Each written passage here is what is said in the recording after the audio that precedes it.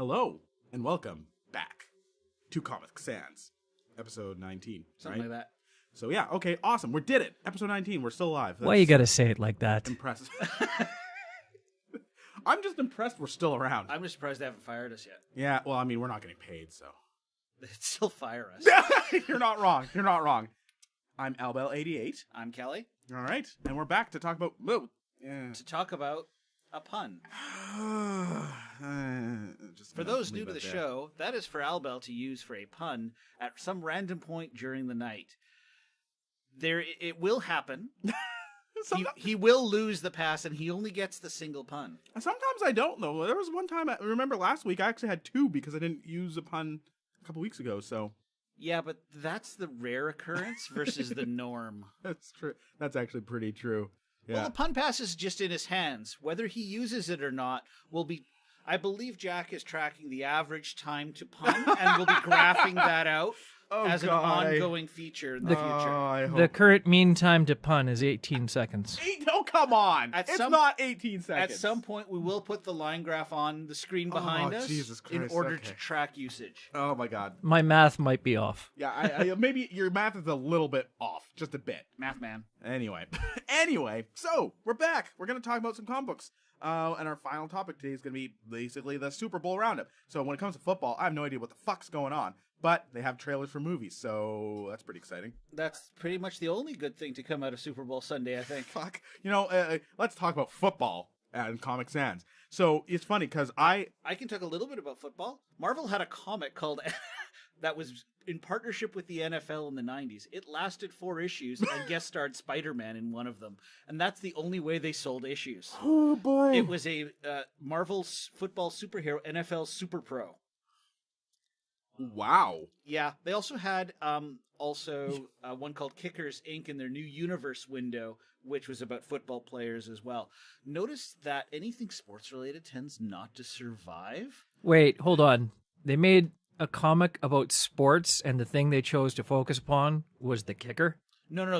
They formed a company called Kickers Inc. That's not better. Yeah, Kickers Inc. Nothing about it was. Yeah. You. Oh, I remember the new universe. Oh yeah, God. I remember. And the guy who founded the new universe for Marvel, Jim Shooter, their editor-in-chief, was at C4 Comic-Con here this year. I had a good chat with him over No that. kidding. Oh.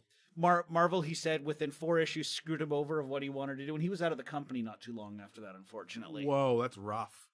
Because he's one of the few men that when I would meet someone in the comic space, like at Comic-Con, I look up to, literally, because he's like 6'7". Oh, So I'm 6'1", so he's a very tall man. So when I was chatting with him, it's very rare I'm looking up at someone when they're not on a platform. Yeah.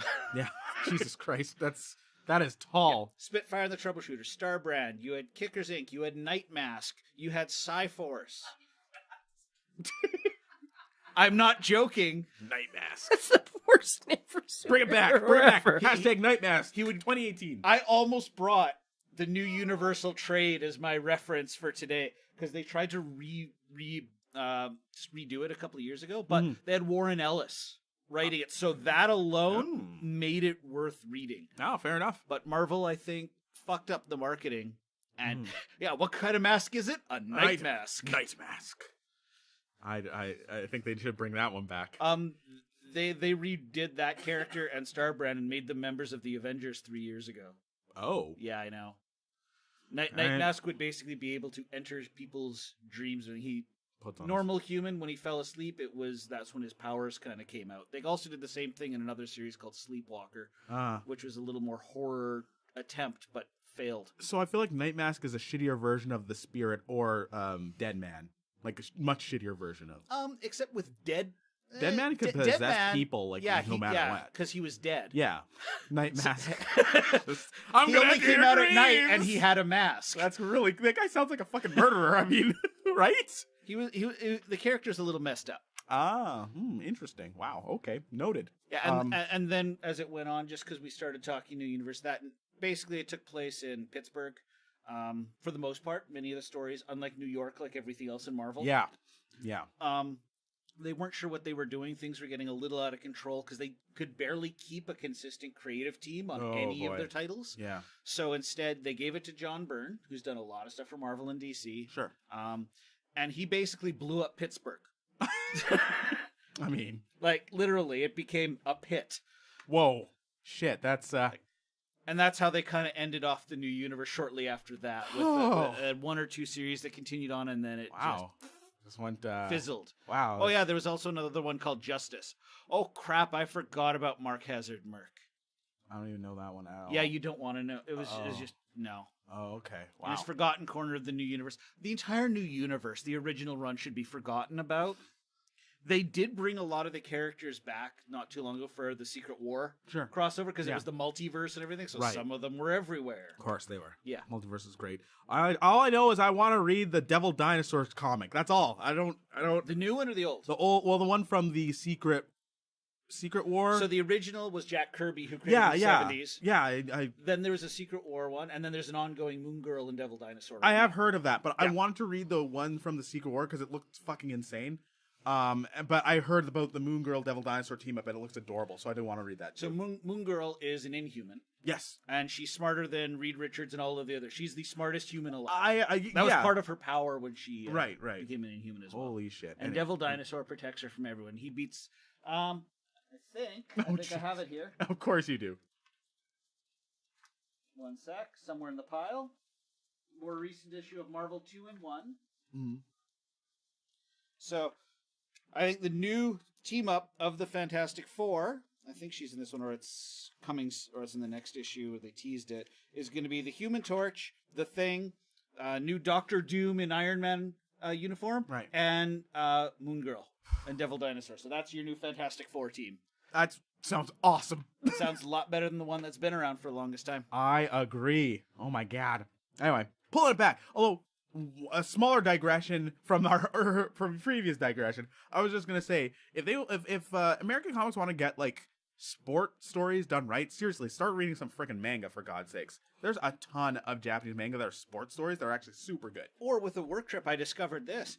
In France, there's a lot around sports too. Like it's amazing. I couldn't read a single word of it, but it looked fantastic. That's awesome. Well, see, that's interesting. It seems like a lot of other cultures are able to access like sports stories without supernatural powers and still do good stories. Like there's quite a few Japanese ones that are really, really well loved. They have quite a few different types of sports that are well loved more than the American ones. There's only so much you can do with football. Well, okay, that's fair. I mean, well, the ones I'm thinking about for Japan are like volleyball, tennis, basketball. So, Image did a volleyball one a few years ago from Brian Wood. Yeah, called Mara. It was a 6-issue miniseries. It wasn't bad. It was. It wasn't the main premise, but the character was a volleyball player. I think from the international team from Argentina or something. So it was a little different. Interesting. Wait, we'll have to talk about this more. We should get back on topic, guys. It's only the beginning of the episode. We're already going off topic. So nothing new. Yeah, exactly. It's just business as usual. Exactly. All right. So we've got a ton. Well, actually, no. We don't have a ton of news this week, but there are interesting stuff. So one final comment. I can imagine you could do just as much about a football story as the Japanese do with soccer. They need to do a frickin' hockey story.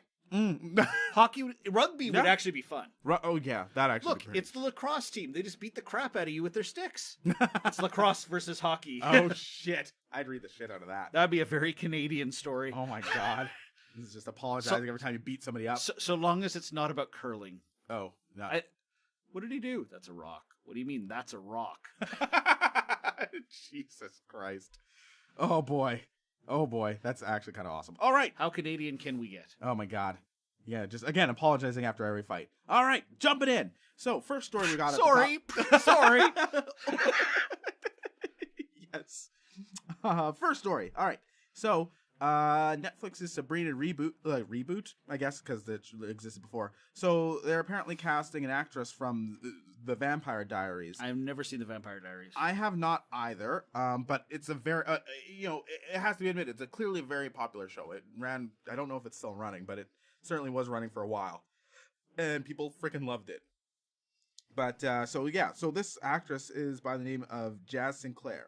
So she's been cast in the show. Let's see. She's going to be playing Rosalinda Walker, and she's described as brash, empowered, and outspoken daughter of Greendale's minister and of Greendale's minister and Sabrina's best friend at Baxter High. Yeah. So reading later on in where we were getting this news from, it sounds like the character, I knew the name was familiar, but not from old Archie comics. Sounds like it's been a recurring character in Chilling Adventures of Sabrina recently. Sure, okay. So I really love that story. That is a fantastic story. I really want to read it. Just because it's so dark. Mm-hmm. Like, so it's not a zombie apocalypse. It's not Afterlife with Archie zombie apocalypse. Sure. This is literally the writers delved into the history of witchcraft and are taking a lot of that and putting it into the story. The dark part, the stuff you would never see in the old 90s Sabrina or ever in previous Archie comics. Right. But it's fantastically written. The art is very dark, and the coloring just gives it that eerie feel to it as well. Yeah, I looked up some of the artwork after you had mentioned it to me a few weeks ago, and I was like, oh, it's kind of macabre. Like it's very like edgy, but like without effort. Like it doesn't look like it's trying to be tough. It's just like it's very edgy and dark and brooding. It's very cool. They get the right artist on it, but their colorist just gets that palette down perfectly. Absolutely. So here's the thing with the show. Are you kind of hoping that it's going to be a little bit more stylistic than, say, something like this, like Riverdale? Like, because Riverdale's very, very plainly shot. If you've seen the show, right? Like, it's very plainly shot. Like, there are a couple artistic or interesting cinematography, but for the most part, it's shot very plainly. Well, it's also shot for network television. Well, so they have to follow that. Exactly. Sabrina's going to be Netflix. That's kind of what I'm thinking. I'm hoping that they go for a bit of a stylistic look, considering the source material. Well, and if they follow the comic, it's going to be set more 1950s era, so they won't do it a little more modern day. So it will be very a retro feel, a bit more of a basically the 50s. It's paranoia time in the United States. You had the McCarthy hearings; everything was under scrutiny. Yeah. So everything had that little bit of a fearful mindset to it. Right. So if they focus on that, that's going to be really cool. Mm-hmm. Awesome. Again, the more we hear about this show, the more I'm excited for it. So this should be pretty good. All right. Next story. Cool. So this is interesting. I'm actually just going to read this whole synopsis here. So Shazam, like we seem to be getting more and more news from Shazam kind of slowly trickled out as it goes along. Let's see. Digital Fiasco, just real quick. Digital Fiasco's asking, have we ever talked about Man in High Castle? No, we haven't on the show. We mentioned it in passing, but exactly. We've never really discussed the show. I've seen season 1. I have not seen season 2 at all. Same here. I need to watch it because that show was great. It's really good. But yeah, we'll probably come back to that at some point because I think it's a good show. We'll make that for something maybe we talk about. We'll plan. We need time to watch season 2. We need time to watch a lot of stuff. Yeah. So we will talk about it. Mm-hmm. But let's make sure maybe we'll try to coordinate us watching season 2 so we can talk about it and remember what the hell happened. That's true. It's a good idea. Awesome. So with Shazam, it seems over the past several weeks, we've slowly getting more and more Shazam news sprinkled out, and not just news, but also sometimes actors saying stuff. It's I feel like we're getting a steady stream of Shazam info. Well, I also think they're trying to promote it based on how lackluster some of their other film productions have been, Wonder Woman being the exception. Absolutely. And they have to. Justice League underperformed because they couldn't get butts in chairs, which is shocking for... I mean, it's not shocking considering what happened before, but I'm sure the studio was shocked because they seem out of touch. I think they also planned higher than they actually delivered. They're 100%. We're going to make this. Yeah, and then what do you mean we only made this? Exactly. So they're really trying to get this one up to speed. All right. So, like I said, they released a whole synopsis for the show, so I'm actually just going to read it real quick here. Let's see. So the synopsis in full. We all have a superhero inside us. It just takes a bit of magic to bring it out. In Billy Batson's case, by shouting out the word Shazam. This streetwise 14-year-old foster kid can turn into adult superhero Shazam, courtesy of an ancient wizard. Still a kid at heart, inside a ripped godlike body, Shazam revels in this adult version of himself doing what any teen would with superpowers, having fun with them. He can fly. Can he fly? Does he have X-ray vision? Can he shoot lightning out of his head? Can he skip his social studies test? Shazam sets out to test the limits of his abilities with the joyful recklessness of a child, but he'll need to master these powers quickly in order to fight the deadly forces of evil controlled by Thaddeus Savannah. So yeah, So number one, they did not need to say the word "ripped" in the trailer. That's a choice. That's a choice. Number two, in the original one, Billy Batson was like 9, not 14, but in the new 52 version, they made him a little older. Also, it's easier. I mean, you know how these movies tend to cast slightly older people. Like, they almost always age up these characters. And they... Well, no, they just find 30-year-olds to play 12-year-olds. That's kind of what I was going to. They're always like... my favorite was Spider-Man, the first Spider-Man movie, when they all those kids in high school looked like fucking 30-year-olds. I'm just like... Ugh. It's because they were. Oh, that's exactly it. It's so and funny. Not because it was in a low-income New York neighborhood where they all just didn't have an education. Yeah, exactly. Didn't Shaq already make that movie? Yeah, that's a different film. At least it's not the Sinbad one. Oh, that boy. Evidently everyone remembers but was never made. Yeah, that's a weird ongoing thing, isn't it? And even Sinbad said, "I've never filmed this movie. Like, this never existed. This You're doesn't all insane." exist. It was talked about, it was rumored about, but it was never done, and everyone swears they saw it." Yeah. Oh my god. So, what I at least appreciate from this synopsis is that it seems that they're trying to go for a very fun angle for this, which is stark contrast than a lot of the DC films, which, again, clearly they're trying to get people excited here. So, in my opinion, if they were going really for the fun element, they need to go back to its roots in the 1930s. Oh, yeah? Because in that point, you had the ridiculous version. So, you had the entire Marvel family. So, Captain Marvel, Captain Marvel Jr., Mary Marvel, Uncle Marvel. Yeah. And then the damn talking tiger. Yeah, there was the tiger. Like, if you're going to go to a character that is ridiculous and you're trying to put the fun, make sure you put the fun in. And I know we haven't seen it yet. Yeah. And where I will say this, Zachary Levi is behind this, and as a nerd, I trust him in making this a fun flick, so long as he has some say in what happens. Absolutely. And you know what, like, he's been kind of promoting it a bit himself, right? He's been talking about it on Twitter, he's been doing interviews, so he's really trying to get the word out on this one. You gotta trust Chuck. You gotta trust Chuck. Always trust Chuck. Always vote Chuck. Yeah. So yeah, we'll see. More news will come out, I'm sure. And just keep in mind, every time he says Shazam, the intersect connects and gives him all those powers. Absolutely. Oh man, Shazam Chuck crossover, please. Anyway. Wow, you look really familiar. I know. Bartowski, what are you doing in that red suit? Oh, if only had was a jerk in real life.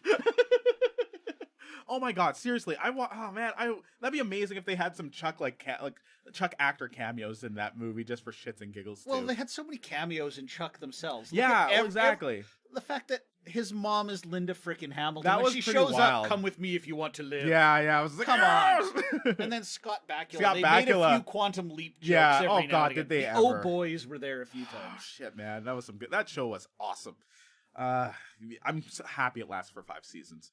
Almost didn't. It almost, exactly. It's just almost got canceled twice. I know. And it took Subway to keep them going. Oh my god, that became an actual plot point in the show too. Fuck. Yeah, what Big Mike kept talking about the subs he was eating for lunch. Oh man, that's some community level ridiculousness. That is. But no other show could have pulled off that level of ridiculousnly except that one. Well, that's true. Well, different type of show. Community did something similar too with both Subway and with Honda. That Honda, and actually, 30 Rock did. But Community was more comedy. This exactly. was a little more. It's a serialized fun. Exactly.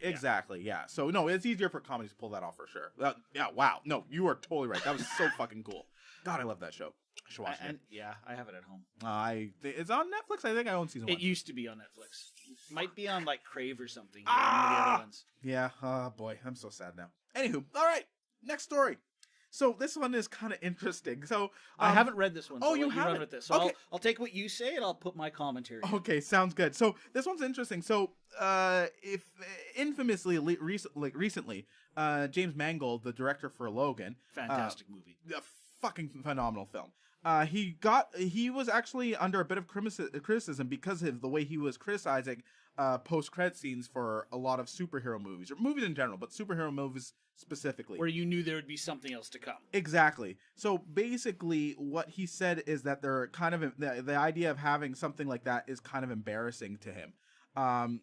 Essentially he was saying that it's just it just seems that these things are just products, and they're becoming more and more products to sell more more products like themselves, and it's just really it kind of defeats the purpose and kind of undermines the actual film in ways. It's Disney, of course it is selling product. Like, what Yeah. else does Disney do? Right, They right. don't create new properties. They iterate. master the ones that they own. Yes, exactly.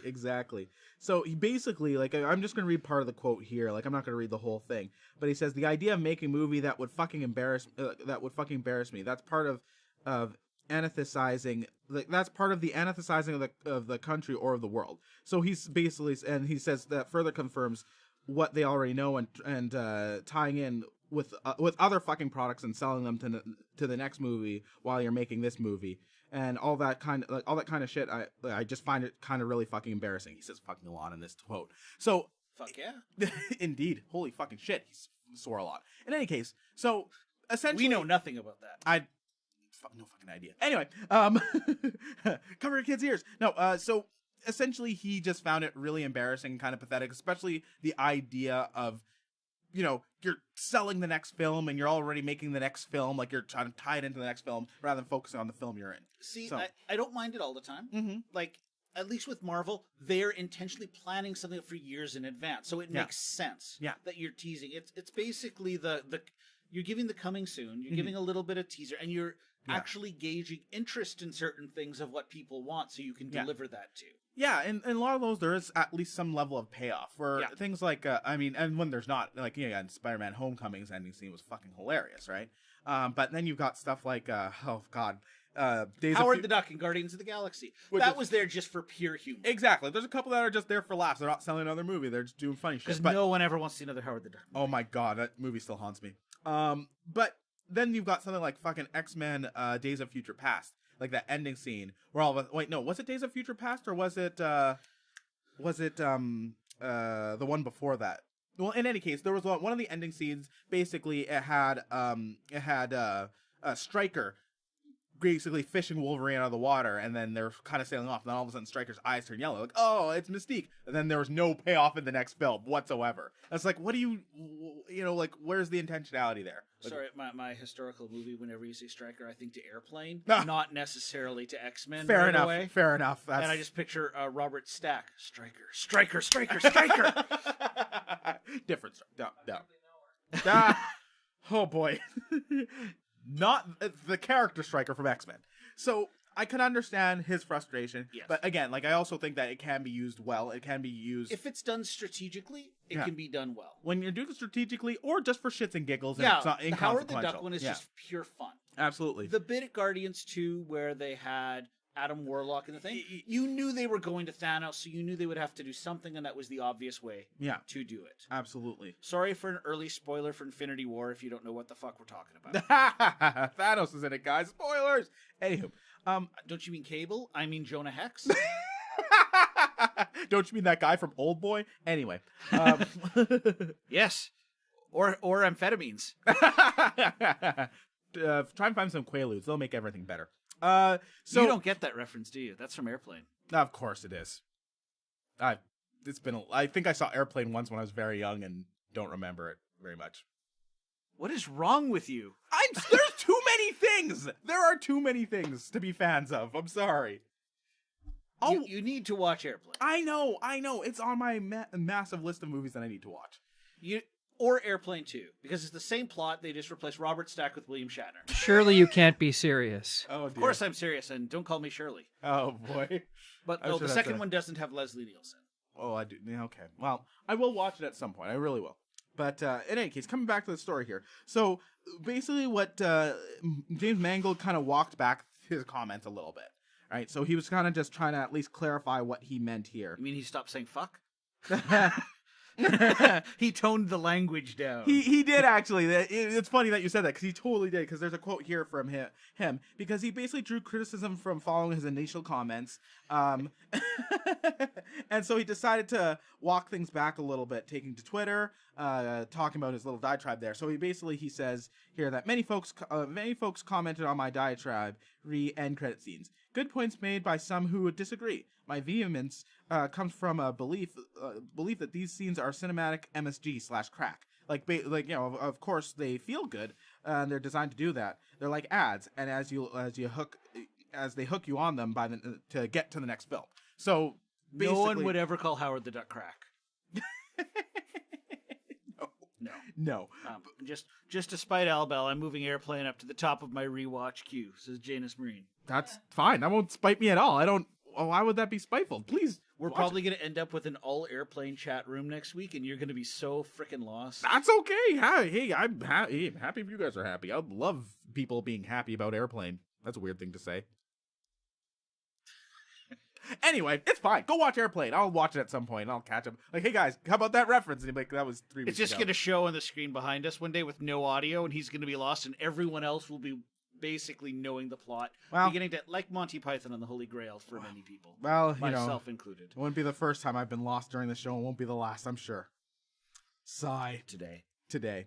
Anyway, all right. Next story. This one's exciting to me. So, basically, it seems that Amazon, Amazon's been producing more and more television shows. Since they got Prime, they've got the medium to do it. Absolutely. And now it seems that they've got a Conan Barbarian series in the works. So that's kind of cool. Yeah. So there's not a whole lot on this right now, but Colony co-creator Ryan Condal and Game of Thrones director Miguel Sapochnik, I pronounce that horribly, and Handmaid's Tale executive producer Warren Littlefield are developing the series. So those are all some pretty high-profile people there. Yeah. Just want to tell us, good luck. We're all counting on you. It's probably an Airplane reference. Yep, but also, as Digital Fiasco says, Tick's second half of the first season is in a few weeks, too. Yes. Oh, God, yes. So that's another Amazon show. They've done a lot of good shows. They have. Were they doing American Gods? Or are they Good Omens? They're doing the two. Okay. I think it's both. And then they're also, one thing that I need to actually watch more of, like, they're doing Jean-Claude Van Johnson, which is fucking hilarious. I thought you were going to say Jean-Claude Van Damme. Well, yeah, I mean, every time I say it, I want to, but yeah, the show's called Jean-Claude Van Johnson, and it is starring Jean-Claude Van Damme. He's in it? Dear God. He's the main character, and he's basically, the plot is that he's an actor who's also a secret agent, and he uses it as acting jobs to cover up his secret agent ventures. Yeah. I don't know. I just find Jean-Claude Van Damme movies and stuff just... They're intentional, not unintentionally ridiculous. Right. Especially the one where he stopped the basically the bomb and the disaster at the Stanley Cup Finals. He was a retired hockey player, and his son was in the stands, and there was a bomb set in the arena at Game 7. Oh my God! Okay, yeah. Though that's the character in the show, at least in the first episode, very much mocks him in his own career constantly. I don't think you can do anything but. I mean, I think that's the thing, though, right? Like, they realize that. Well, remember, he was the actor first in line to play Gambit. Way back when. Because the French accent, and he could do his own martial arts work. Yeah, that's true, eh? I totally forgot that was a thing. Now we've got... We're going back to the new universe to bring Kachanatron up to speed. Oh. Now you're caught up. Yeah, that's essentially it. Do you remember the new universe, and can you quote Airplane? Oh, yeah, okay. Yeah, if you can do those two things, you're up to current speed of the show, right? That's essentially where you are, yes. Oh, boy. But yeah, no, Amazon's been doing a great job. They've also got that Lord of the Rings series in the works right now, too. Yeah. So they're really, really trying to capitalize on the properties that they own. Well, and they have the budget. Yeah. Like, that's the thing, is they're not going to skimp on the quality of what they're going to put out there. They're going to put something that's worthwhile. Absolutely. So I'm actually pretty excited. Like, I really love the first Conan movie, and when I was younger... When you say the first one, you mean the original Arnold? Yeah. Not the remake with Momoa. Oh my god. No, that's the other Momoa thing that happened. Holy fuck, I blocked that out of my mind. I saw that in theaters. God damn. Why? Were you dragged there? I think it was the case that I just felt like I had to, because I really, I was like, I need to see what this is. I need, I want to see it for myself. I'm going to avoid reviews. And I did, and I was like, this is horrible. So anyone watching the chat room right now, it is just Airplane quotes. Yeah. Top to bottom right now, going alongside the Conan discussion. They don't really pair up. They don't match. Conan doesn't have a white zone for loading and unloading of passengers. By Crom, we need a white zone. Jesus Christ. This actually would be an interesting mashup, I think. And just because it's Conan, like I've been reading, and I mentioned this before, the Conan Wonder Woman crossover between Dark Horse and DC, and it's actually really, really well done. That's cool. I'm very surprised. That's very cool. They did a few Conan Red Sonja crossovers not too long ago. Mm-hmm. Awesome. Oh, so question from Digital Fiasco: do we know the Cornetto trilogy? Oh my god. Yes, I love the Cornetto trilogy. Edgar Wright's probably one of my favorite directors of all time. I do love his stuff. Oh boy. Yes, this is more for the chat. Okay, fair enough. Not for us. Okay. Let the this chat is the unofficial poll. Oh boy, here we go. Yeah, we'll let the chat handle the. And we'll tell. And after you guys weigh in, we'll tell you what we said. Indeed. And then Jack will tell us we're wrong. Well, of course. That's kind of Jack's thing, just telling everybody's wrong. Everybody else is wrong. Yeah. Okay. Oh, we're gonna talk about that a little bit later, but I haven't actually watched the Cloverfield Paradox yet. So, but yeah, we'll get to that. Any case, what I was just saying here, yeah, no, they've got some really good people behind this, so I'm excited. I'm hopeful. I read Conan books when I was a kid, like a few of them. I read, years ago. I read and owned some of the Conan comic books as well. The Marvel ones from way back when, or Dark Horse. I have the Dark Horse ones, okay. And I read a bunch of Marvel ones ages ago when I was when I was too cheap to didn't have the money for comic books, so I'd often go to comic book shops and just sit there and read them. So yeah, I like Conan the Barbarian. There's some good stuff there, so I'm excited to see what they do. Yeah. Let's see. Okay, so Janus Marine says he thinks Shaun of the Dead rates the highest. What would you put as second? Is the question there. Yes, this is true. So we got your number one. What's Hot Fuzz and then the... Oh, no, that's just Digital Fiasco saying what they are. So, yeah, Shaun of the Dead, Hot Fuzz, World's End. That's Digital Fiasco's order as well. Or that's Jack. No, that's the release order. No, oh, okay. I thought that was Jack McBastard's order as well, but... Oh, okay. Can't it be two things? It can be two things. Wow. Anyway, fuck, I've been hanging around you too much. I don't like that. So Katranashan says, Hot Fuzz first, Shaun of the Dead second, World's End. Yeah. Janus Marine says Hot Fuzz comes second. Mm-hmm. Okay. Fair enough. So what did you say? I said The World's End, Hot Fuzz, Shaun of the Dead. And I did Shaun of the Dead, World's End, then Hot Fuzz. Yeah. Very close margins for all of them for me. Like, it's just like basically side by side, probably overlapping. Yeah. A matter of opinion. I didn't mean to derail your conversation. I was just asking the chat. One of my favorite lines is still from World's End. Just shut up, you fucking lamp. I pissed myself laughing when that happened at the theaters. Yeah.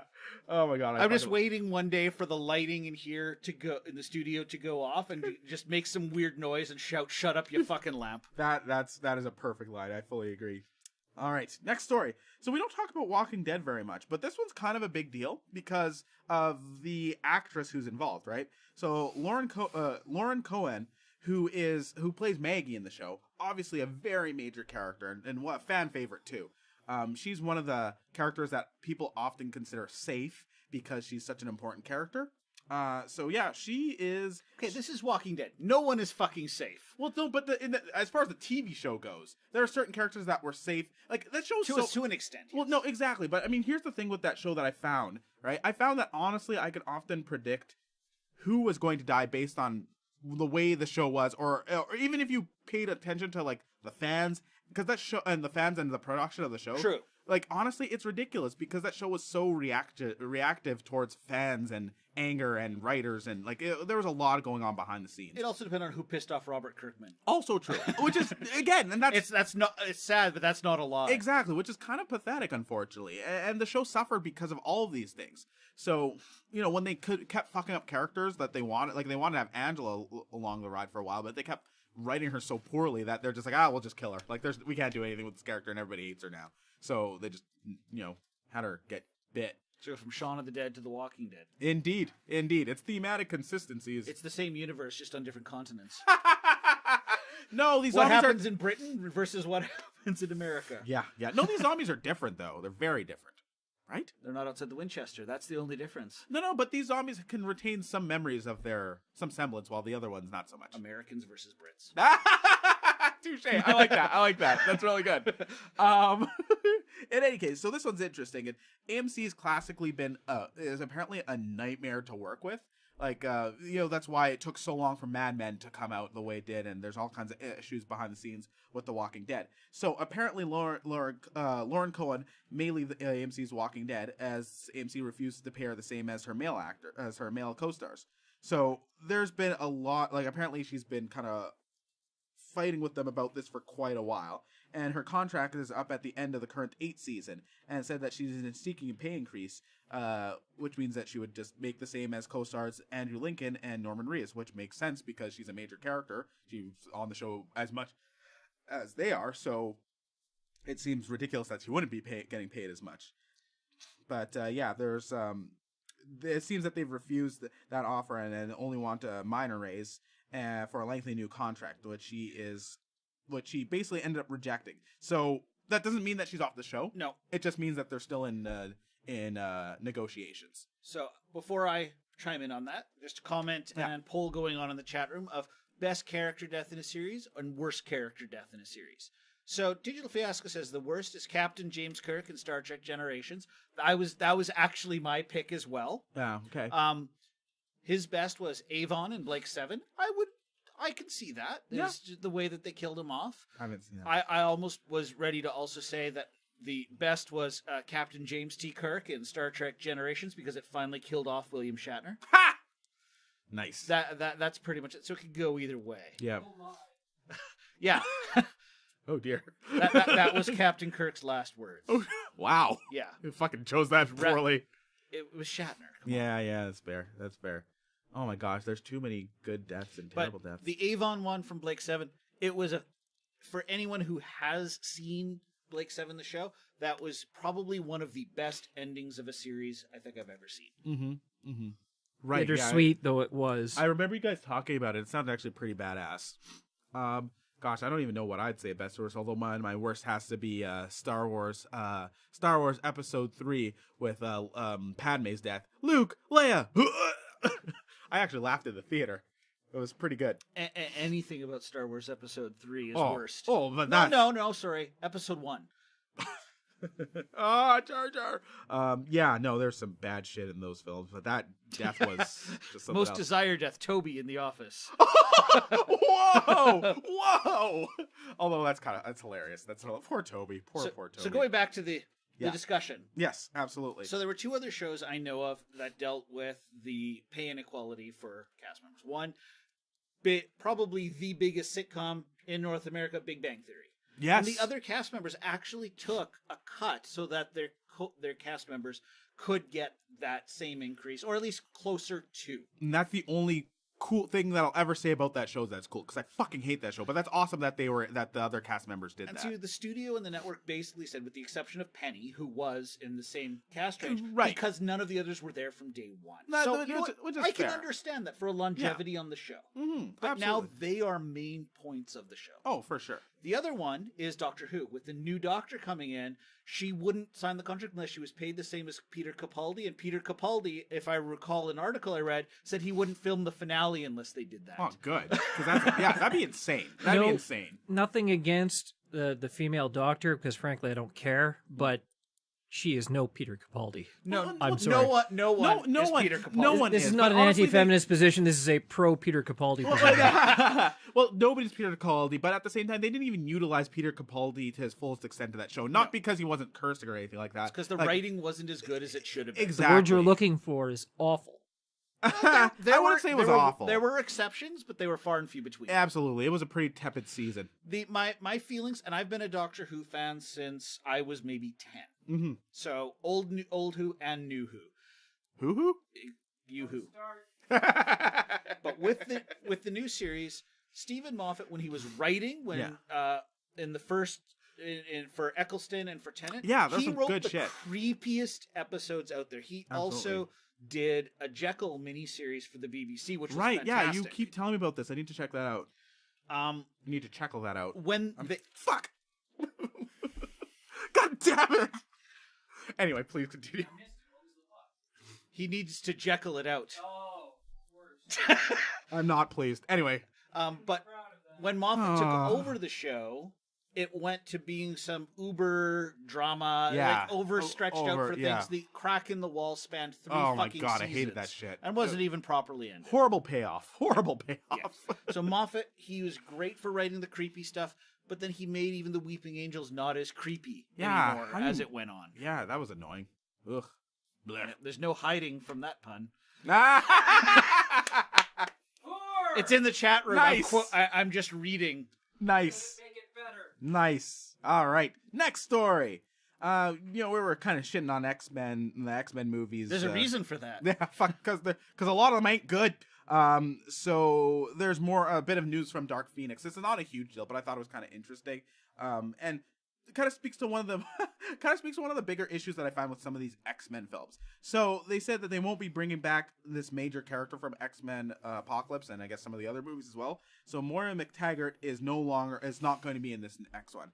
She is the CIA agent who is portrayed by Rose Byrne, who is also known for things like Spy and what was the other movie? Neighbors, right? So, she's an Australian actress. She's very, very good comedy actress, actually, as well. Stop thinking. Never! So it's unfortunately she's not going to be showing up. They wish they were, but they really want to narrow the focus on the main characters. Which makes sense. Exactly, which I appreciate. And Moira wasn't a main character in the Dark Phoenix comic arc either. Yeah.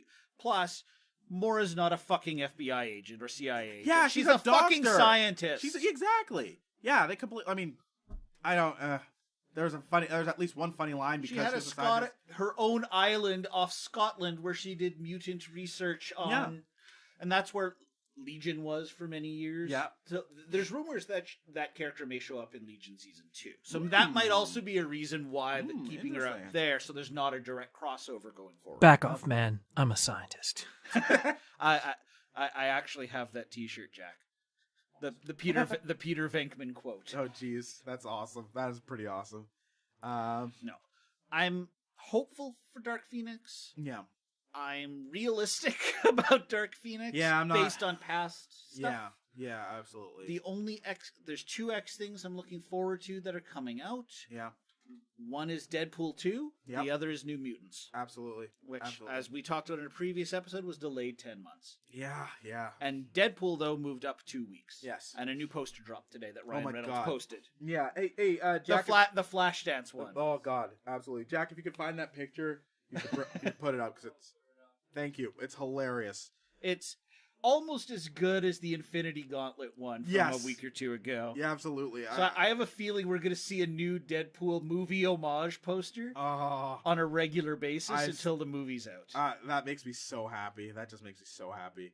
But yeah, so... I'm also in my head picturing Ryan Reynolds in the Deadpool costume dancing to the Flashdance song like we see there. There we go. Yeah. There we go. Look at that. Look at that. Beautiful. Beautiful. There was also the fan picture, I think I posted on Twitter yesterday, of what if Deadpool holding the mask from The Mask and saying, this is just a disaster waiting to happen. I saw that. That's really good. That's just fantastic. I didn't see that. Oh, it's so good. Look at Kelly's Twitter, guys. I think it's on Twitter. It might be on Facebook. I'm not sure. I put it somewhere. Yeah, but that was fantastic. I saw it. I can't remember if it was on Twitter, but I definitely saw you post it. That was awesome. So anyway, so they're kind of they're saying it's unfortunate because they really do like Rose Byrne and she's a great actress, and they're kind of disappointed that she can't be there. But again, they're trying to focus. Maintain the focus on the X-Men, and they're trying to narrow it a little bit. So, especially knowing that they're going to reboot everything in about a year's time. Well, exactly, and like that's the thing. Like these movies often suffer from having far too many characters with far too little to do. So, I mean, unfortunately, if you're going to cut somebody, Moira McTaggart makes sense because she hasn't, especially the last couple films, she hasn't really done too much. In any of them, she hasn't really done too much. To be fair, her main thing in the first one was kind of the audience surrogate. Not that we needed one, but she was bridging us into the mutant world, right? True. She was their liaison. But the other ones, there was really not much purpose for her to even be there. Except, really, if you think about it, in Age of Apocalypse, she basically woke up Apocalypse, so it's kind of her fault. So she fucked up. She doomed all mankind. Seems that CIA agents in all of these superhero movies fuck up. Look at Jimmy Olsen in Superman. No.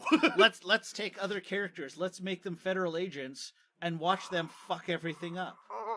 Jimmy. Oh, jeez. They shot Jimmy Olsen in the face. Anyway, let's just move on. Just because we're talking X-Men, there was a rumor that actually came out recently. It sounds like because the deal is not yet done, Comcast is trying to sneak a bid in to take the Fox Okay, rights. fair enough. Yeah, please. Partly because they don't want Disney to have them. Okay. Partly because they see that there is money to be made in the X franchise because of Deadpool. Yeah. And potentially the hype over New Mutants and other properties. Interesting. So the fact that they're interested, and there might be something else, because they are a huge cable conglomerate, Sure. having the rights to all of those movies for their networks to show is probably a big defining factor. That makes a lot of sense. That's interesting. Okay, I saw that. Plus, very briefly, but I didn't know what it was about. Right. I saw So the headline. if they get that, that means they also get the rights for distribution of the original Star Wars movies, and that would piss off Disney more than anything. Holy shit. Jesus Christ. It'd be interesting to see. We'll have to keep an eye on that one for sure. It's gonna see. Will Deadpool go over here? Will it be still independent? Like, I would like it to go in, even if they don't show him in the stuff, just having Marvel under one umbrella so they're not stretching, because the comics are following direction in a lot of ways of what the cinematic universe is these days. That's kind of the worst part for me. Granted, again, I'm never up to date on the Marvel comics, but I hate how they seem to downplay certain things. Like, again, the X-Men have been getting, basically comic book-wise, getting shit all over for previous years because they weren't as important as some of their other properties, right? Yeah, they made them Inhuman. They focused on Inhumans even in the comics for a while to really prop them up. And that paid off so well. The comics were okay. Fair enough. The Inhumans versus X-Men comic was unnecessary and was a waste of time. Oh my god. I think I read one issue like in a store and just fucking put it back on the shelf. I just want you to tell you both good luck. We're all counting on you. Awesome. How many more times will that come into play? Airplane. Leslie reference. Nielsen only said it twice, back to back. We don't have a co-pilot to join us, though. And then... Look, you're dressed as the Reverse Flash. Run back in time and go watch the fucking movie. Hey guys, I just watched it. I get everything. Anyway, all right. So last kind of. Oh, actually, no. This is the second last. We still have one small other movie story, but we'll go this one. Yeah. Okay, well, I'll let you lead it. Okay, no, that's totally fair. I forgot to put in the show notes. Oh, that's probably why I don't know. Well, I mean, I saw it during the day, so I didn't have time. Yeah, I think I know what you mean. Yeah. Let's see. Okay, so there's just some Sci-Fi had released some 19 new promotional photos for the cast of the Krypton TV series, and there was a very small teaser for it released as well. So basically, the idea is that it takes place on Krypton, of course. It's about Superman's. Here we go. Visit the Comic Sense Patreon page to help buy the inflatable emergency co-host. Okay.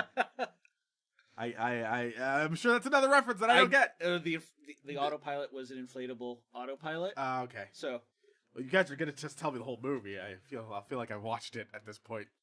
No, because that would be copyright violation to go out on the stream. Fair enough. Oh boy. Okay. That definitely falls out of fair use. Yeah, that certainly doesn't count as fair use for sure. All right. So basically, I don't know. Did you get a chance to look at any of the promotional photos for the show? I don't know what to think of the Krypton series. Yeah. The fact that it doesn't actually have Superman is kind of enticing because it's way back when before you won't see Kal-El at all. Yeah, exactly. So it's interesting because some of the comic stories have focused on Krypton in the past, and you get snippets here and there, but you don't get a ton. Okay. So this is the first time they're doing that. But what's more interesting is they've got this show, and then like Friday, a second Superman TV show is announced. I can't remember who's doing it, but focusing on Lois Lane and Lex Luthor with no Superman. I didn't even hear about that. I don't know many more details about that apart from there is a Lois Lane focused show going to be released as well sometime later this year. So there's going to be 2 of them. Wow. They're really doubling down on Superman properties. This one's is sci-fi. Well, they have to recover Superman from the horribleness of Man of Steel and BVS. I'm expecting the next series to be The Adventures of Martha. The Martha-ing. It'll be like a bunch of Marthas just The Martha together. Chronicles. Oh my god. That sounds terrible. I'd totally watch it. Who would play Martha? It's a good show. More airplane references, I guess. Well, so this is your autopilot. Ah, this there is we go. Otto. His name is Otto the Autopilot. Amazing. That's actually it's pretty funny. The fact that I know his name is what's more amazing. That's actually pretty funny. I definitely need to watch that movie. Oh my god. Wow. Otto's a very popular character. Shoot, too many puns that I can't say. Fuck. Anyway, I believe it. Anyway, you can, but you'll be severely penalized if you do. That's why I'm not. I don't like this control that he has. In any case, so yeah, like it's kind of interesting. I'm curious. This one's a sci-fi show, right? So it's not connected to anything. Exactly. Well, yeah. Essentially, you're right. I think that's where DC is screwing some stuff up. Yes, we were talking about Martha. Why did you say that name? So, side note, because of this, there was a nice little comic strip that came out around the November when Justice League was released. Darkseid got trapped. This is on Earth or whatever, and Batman and Wonder Woman are fighting him. Give up, Darkseid. Oh no, I can't make it back to Apocalypse. How will I get back to Martha? And then Batman starts crying because he relates. And Wonder Woman's there. Oh, for the love of God. That's amazing. My emotions. That's super good. Yeah, good God. I love that. That's the best thing to come out of that movie. That is the only good thing to come out of that movie. Oh, Gal Gadot. Yeah, Introduction of Gal Gadot is good. Yeah, absolutely. Yeah. Apparently it's pronounced Gal Gadot. Keep messing that up. Okay. Yeah. It is a hard T, Gal Gadot. Absolutely. Okay. Yeah. In any case, yeah. So yeah, no, I'm curious. It's gonna be focusing. Like I said, it's talks about like Superman's grandfather, Seg-El. He joins the fight to bring hope and equality to the planet of Krypton by the time traveling Adam Sage. Adam Strange. Adam Strange. I was like, oh shit. Yeah, That's number one. Adam Strange is not a time traveler. Yeah. He travels to the planet Ran from a Zeta Ray that pulled him from Earth. That's what I was thinking. I was really confused. I'm like, he's not a time traveler though. Isn't he just a super Oh my god. Kelly, are you a nerd? There's a fucking surprise. Anyway. This isn't Scanners. That's nice. Fair enough. No, Adam Strange is just a normal human, got pulled, and suddenly became the savior of this other planet. Yeah. He's like, it's a kind of almost John Carter-esque or whatever. I mean, different because he's a scientist, right? And then he was also, that planet Ran went to war with Thanagar, which is Hawkman's people. Yes. So you have a lot of Ran, Thanagar fighting and shit like that. Yeah, I think the Kree and the fucking Skrull, they hate each other a lot. Also known as the Captain Marvel movie coming out next year. Indeed. So, that's interesting. Like, it seemed like they were repurposing that character. It's weird that they wouldn't just use an actual time traveler character. Well, part of it is the only time travel character that DC, there's two that they really have. Three. One, Rip Hunter's in Legends of Tomorrow. Yeah. The second is Wave Rider. No one knows who the fuck he is. Fair enough. And then third is Booster Golden. Who is Rip Hunter's father.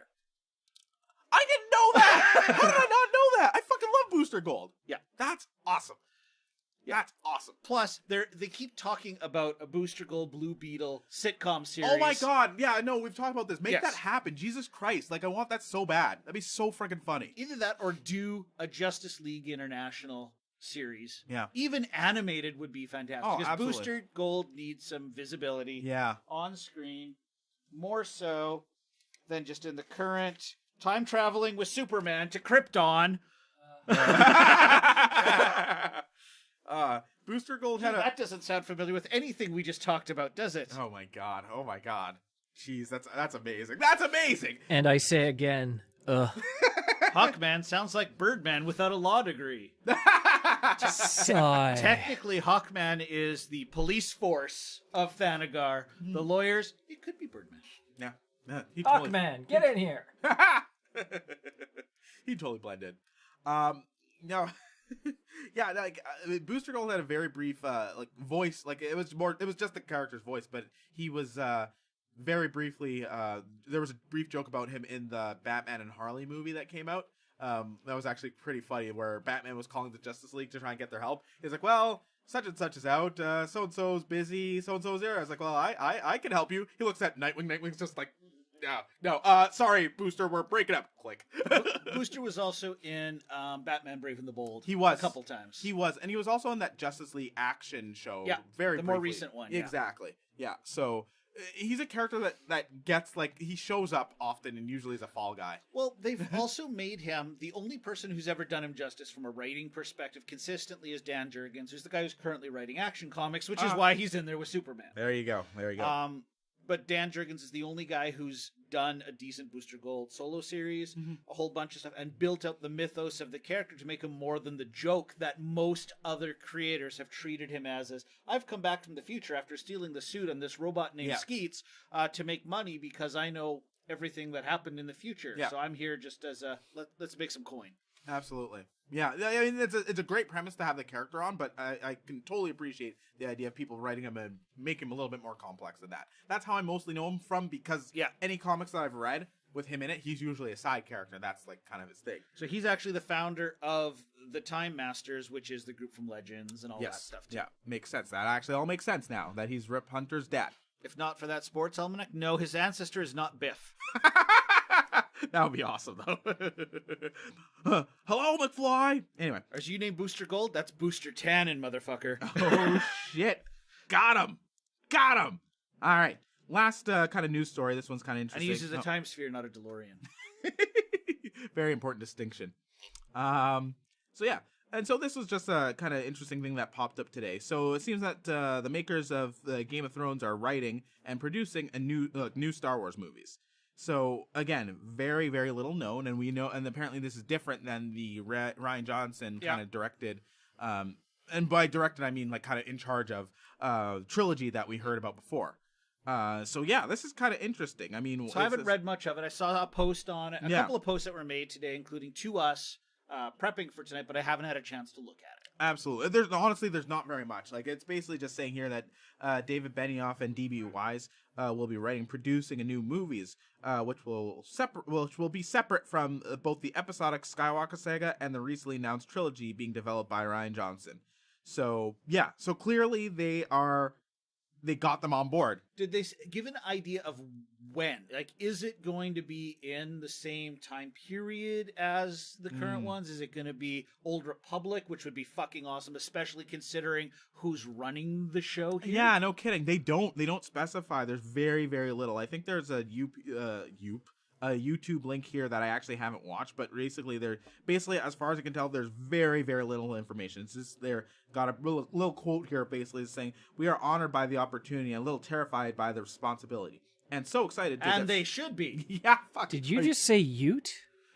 Yes, What's a Ute? I pointed it out. Anyway, they're a little terrified by the responsibility and so excited to get started as soon as final season of Game of Thrones is complete. So clearly they're not wanting for work. Well, no, hold on. The final season of Game of Thrones is complete, so they're never going to get around to fucking making it. It's never going to happen because the books will never be finished because he will die first. They're gonna finish their show before the books finish, for sure. Like, they've got like their final season, right? So 2019. So yeah, they're separate from the books already. Yeah, no. So there you go. That's what a Ute is, a sports utility vehicle. That's what I was talking about. Anyway, so 2 Utes. Just let it happen. You know what movie that's from? What's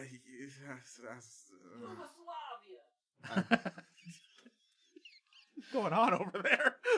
I think Jack McBass is losing it. Anyway, I don't. My cousin Vinny. Of course. God damn it. Anyway, all right. So that's interesting. I agree with you. That would be a great place for them to focus on some like Old Republic stories. Like, because they have experience in the fighting style, they could really do something good there. Absolutely. And it would be nice to actually get something visually in canon of that era. Because we have a lot of comics, but those comics have also been retconned with the Dark Horse to Disney sale. Exactly. There's video games, but odds are those are being retconned with the sale to Disney of Lucasfilm. Yeah, absolutely. Absolutely. No, it's a great place to be. Yes, just like you're saying, Knights of the Old Republic, KOTOR 1 and 2, as well as the Old Republic MMORPG all take place in the Old Republic. All 3 of those games, including the MMO, interestingly enough, great storylines. great storyline. So there's a lot of great stuff you could do, and you can draw from that stuff, even if you're not using everything there as canon. See, and that's the one thing that Star Wars has always been good for, is they have a long mythos. They jumped right in. Episode 4, first movie, jump right into the middle. Fuck the backstory. Yeah. You'll pick it up as you go along, or we won't explain it. Tough. You'll figure out what's going on now. You'll figure out the important parts. Yeah. Mm-hmm. And then they filled in those gaps through other mediums, which was a nice thing. They found a way to leverage it. Originally, Marvel had the comics. There weren't video games back in the late 70s, so they couldn't go there. But when they could, you would get a crappy little side-scroller on Intellivision or Atari way back when. That would have something. The original one, I think, I had it on Intellivision. It was from Empire, and you're the snow speeder, and you were going around the AT-ATs, trying to knock them down consistently. Awesome. It was such, like, not even 8-bit goodness. It's like 2 bits. Which one? There were so many games I had that were proper. The Masters of the Universe one actually had MIDI sound of the entire theme song of the cartoon playing beginning to end as you were going through the game. That's awesome. To an extent, it's awesome. Yeah, I could probably drive you nuts after an hour. Yeah. Okay, fair enough. It's like, especially because it's the MIDI version, so it's just the. It's a very tinny. Yeah. That'd be entertaining for a little bit, but then I can imagine it gets bad. Yeah. All right. So that's kind of our little TV and movie news. So next, barring. We did say we will come up. That's not all the movie news we want to talk about. We are going to talk about a lot of the trailers that dropped in the last 48 hours. Yes. At the end of the show. Absolutely. And we say the last 48 hours because there was one big one that dropped after the Super Bowl, but that they teased. They teased the trailer during the Super Bowl. This is where we are at now. Trailer teasers. Teaser for the teaser. Oh, God. Yeah, it's not even a full trailer. No, it's not. You're right. Jesus it's a Christ. pre-teaser. That sounds wrong. All right. No matter how you say it, it's wrong. Yeah, it sure is. Moving on. All right. Is there any specific comic book news you want to get to, or should we go to what we are reading and or watching? Let's do what we're reading right now, and let's do. I think there's only one show I think we want to talk about this week. Well, 2. 1, we're both caught up on Agents of S.H.I.E.L.D. Yes. So, Agents of S.H.I.E.L.D. this season, amazingly good. Yeah. Surprisingly. I had low expectations because it seemed I got sick of Ghost Rider at some point last season, but they didn't continue on with that piece, which I really liked. The space bit with the Kree has been fantastic. Absolutely. The stories with it's been darker than I fucking expected and much more violent, but that works. It does. Okay. If Coulson dies, he's died already. If Coulson dies, we right. He died in Avengers. Yes, if Coulson dies, again, we right. We already saw the riot in Philadelphia after the football game. Oh, shit. Maybe Coulson did die then. Oh, my God. No! Well, fuck you. That's what happened, not the Super Bowl. Coulson died. Yeah, they're like, oh, my God. They just rioted. It dies again. Yes, absolutely. But then he'll come back. He'll go to Tahiti. He'll be fine because it's a magical place. Holy shit. Anyway. No, it's been great. It's been super good. Like, they've been telling a fantastic story with some really, really interesting plot points. But honestly, like, Kasai is a piece of shit, but he's a good villain. Like, he's a good villain. He wasn't too powerful, but he was powerful enough. Absolutely. And when you start to get a little bit of pathos from him, too, you're like, okay, I understand what your deal is. You're still a piece of shit, but I appreciate you. And also his connection to, crap, what's her name? I know who you mean. The female Kree. Yeah. His bodyguard. Bodyguard / lover / whatever they were. Whatever they were. I think it's Sonara. Like, their connection was really, really cool, especially when he explained why they're so connected, too. Yes, it is a 4-week break. They're back early March. I think it's March 2nd, so 3-week, because February is a short month. Yes. So they are coming back in March.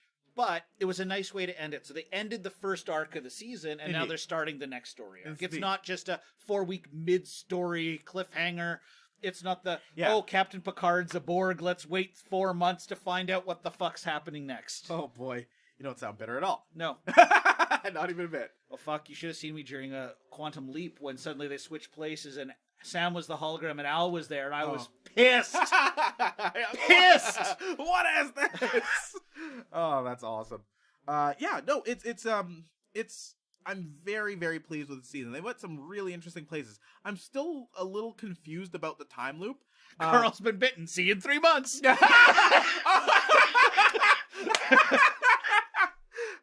Classic Walking Dead. They're so shitty. That shows the worst at tension. Oh my god, I could go on a diatribe, but I won't. But fuck that show and its the way it builds tension. Oh my god. Okay. No, they've done some really good stuff. I'm still a little confused about the time loop because I'm not 100% sure about how their rules for time travel work. It's a fucking television show. Exactly. I know that's the thing. I'm probably thinking about it way more than I should. But think of Doctor Who.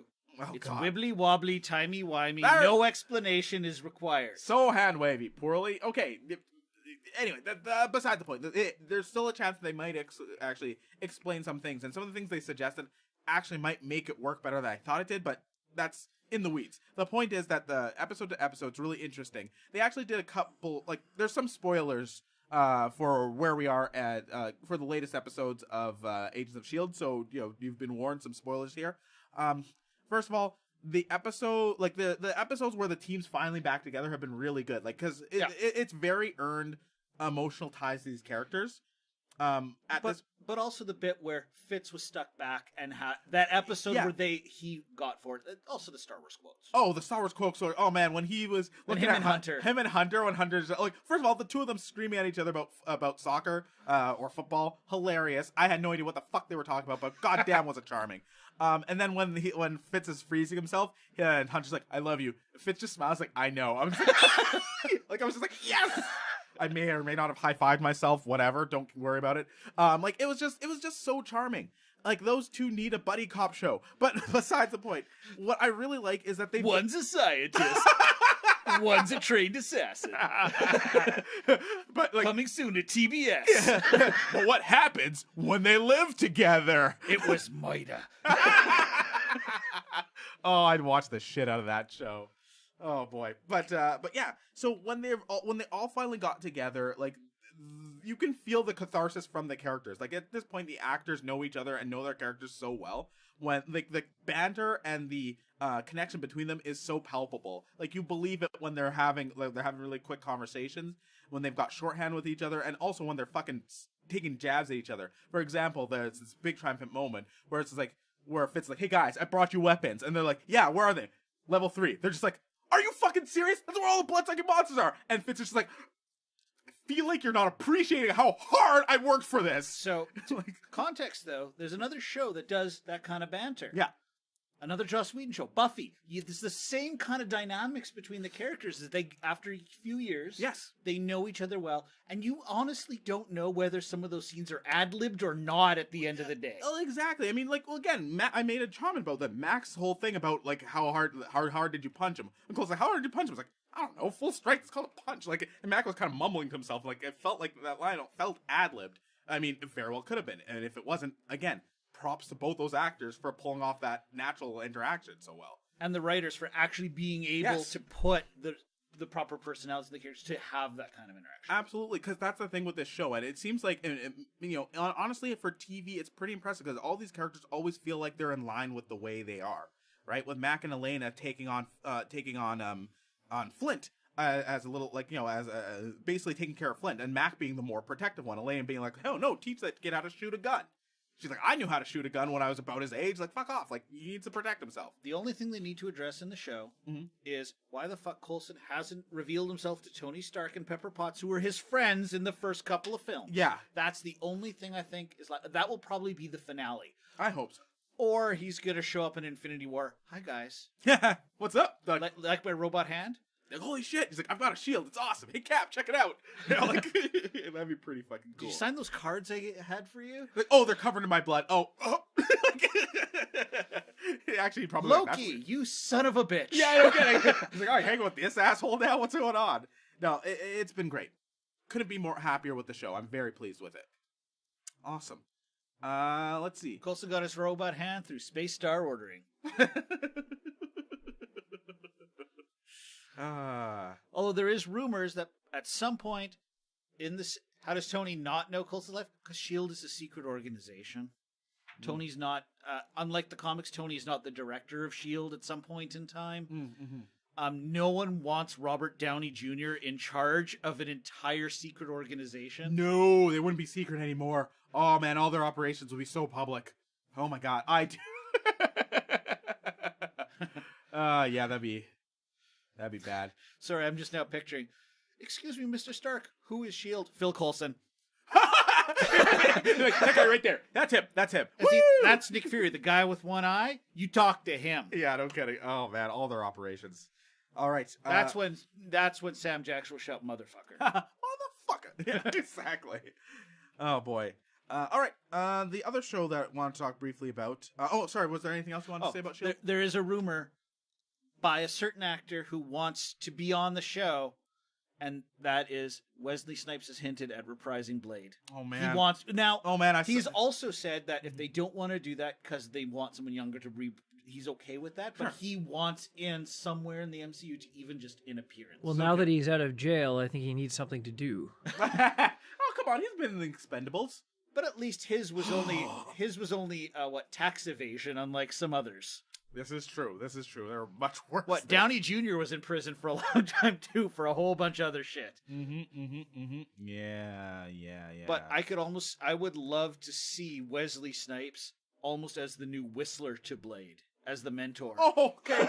That would work. That'd be pretty cool. That'd be kind of neat. Okay, yeah, I could see that. I'd be down with that. And actually, because we are talking new comics soon too.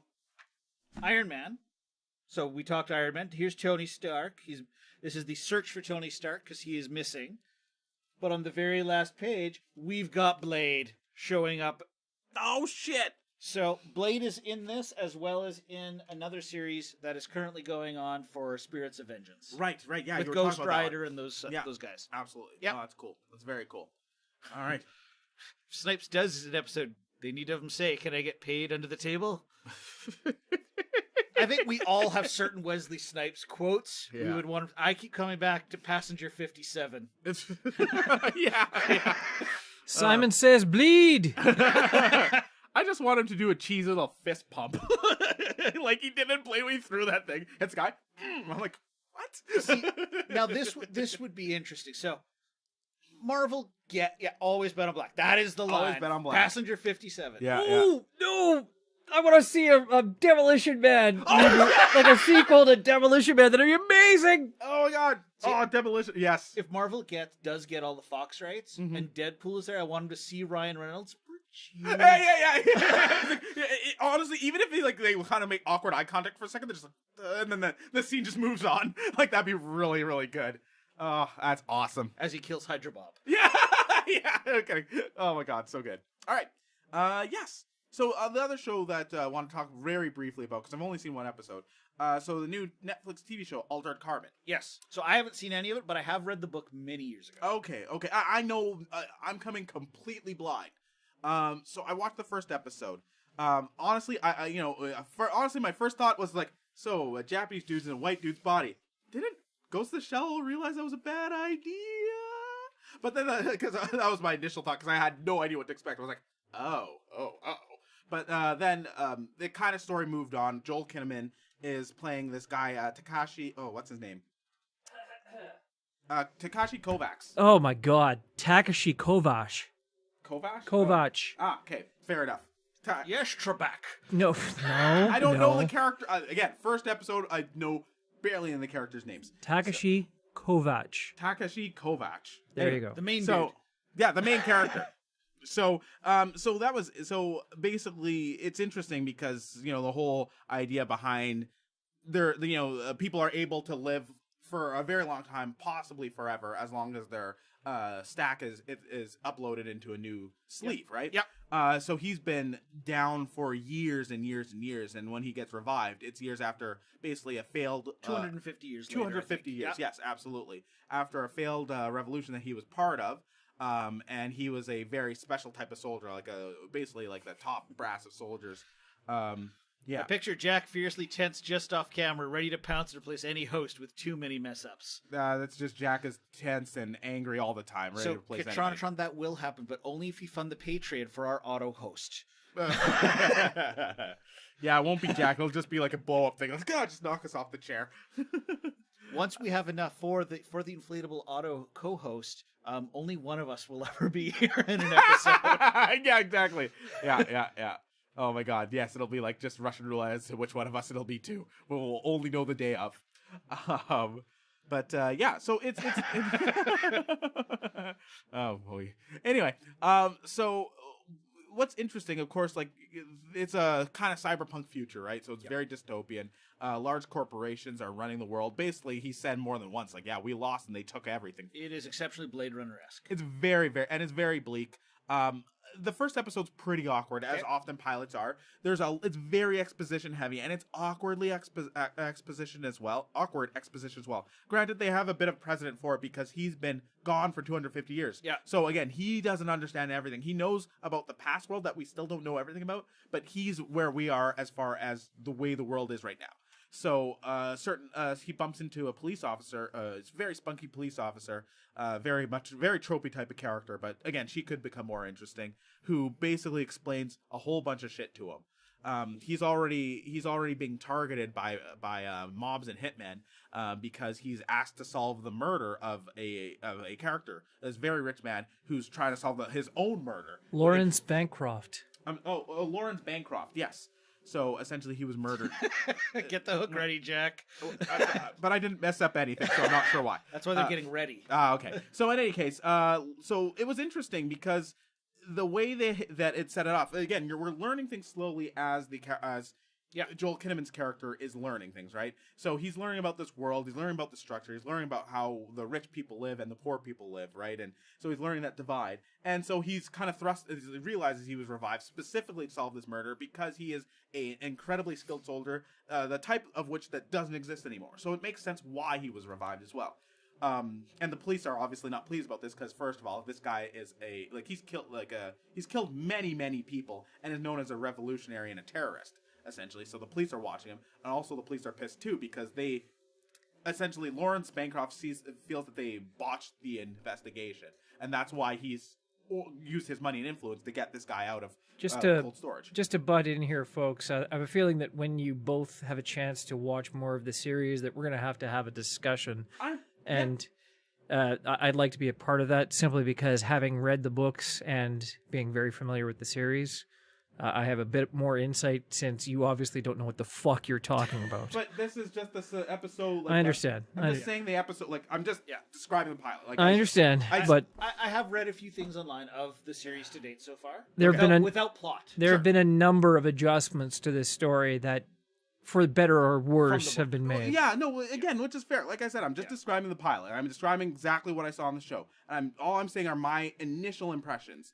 Now, I think, again, the exposition was a little awkward, but again, to be expected from a pilot episode. I definitely want to talk way more about especially of a non-franchised property. Exactly. And I want to talk way more about this when I'm actually thinking when we all watch the show. Like we did with Discovery. Well, exactly. Just I have a feeling this one we won't be bitching as much about. I'm thinking not, because I'm actually super fascinated by the world that they built up. By the beginning of the episode, I was like, I'm not super sure about this. But by the end of the episode, I was like, okay, I'm in. Like, I'm very curious about what is actually going on here. So a couple of things I read about it without plot. The first half of the series is very exposition heavy, as you were saying. Yeah. It's kind of a lot of explanatory, but the latter half is supposedly just a fantastic run through. Sure. So you have a lot of build up, and then you actually get something out of it. Well, yeah. Unlike some S.H.I.E.L.D. season 1. Oh boy. Yeah. Well, see, I was actually saying to Jack before, Jack before the show that, I feel like they're setting up a lot of things. Like, there's a lot of things that I'm sure are going to be explained later, and they're going to make way more sense. Because, at the beginning of the pilot, there's so many questions. And again, it's a completely new, it's a completely new world that people who aren't familiar with the books have no idea what they're going to do. Think of it similarly, and actually, I kind of hate to make this comparison now that I think about it, because people are like, oh, it's Netflix's Game of Thrones. I don't know if it's that. It's obviously a different type of show. But it's similar in that case to when new people watch the first episode of Game of Thrones going without context. Exactly. You don't know where you're at. Exactly.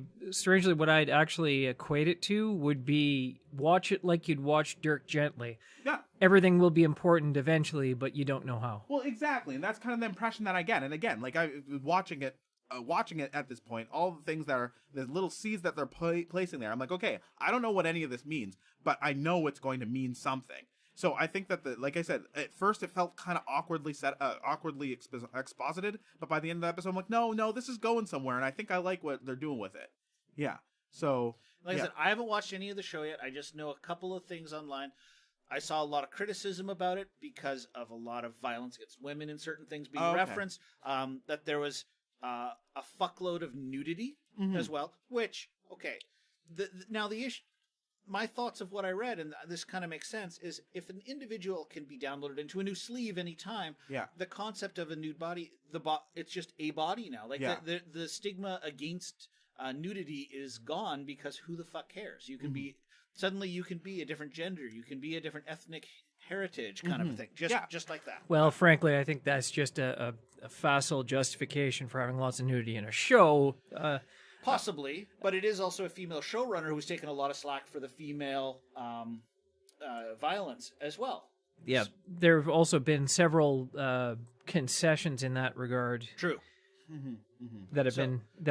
We'll get to that later when we discuss a specific part of it. That was a non-plot thing, but something just that I've been reading. I've been reading more on that than on anything plot-oriented. Although people I have talked to who have seen it have said, if you watch it all, it is fantastic. Yeah, absolutely. And yeah, so like I said, first impressions. Like I'm not even like saying anything good or bad about the show. I saw Wang, so I'm happy. Oh wait. I retract that. Too late.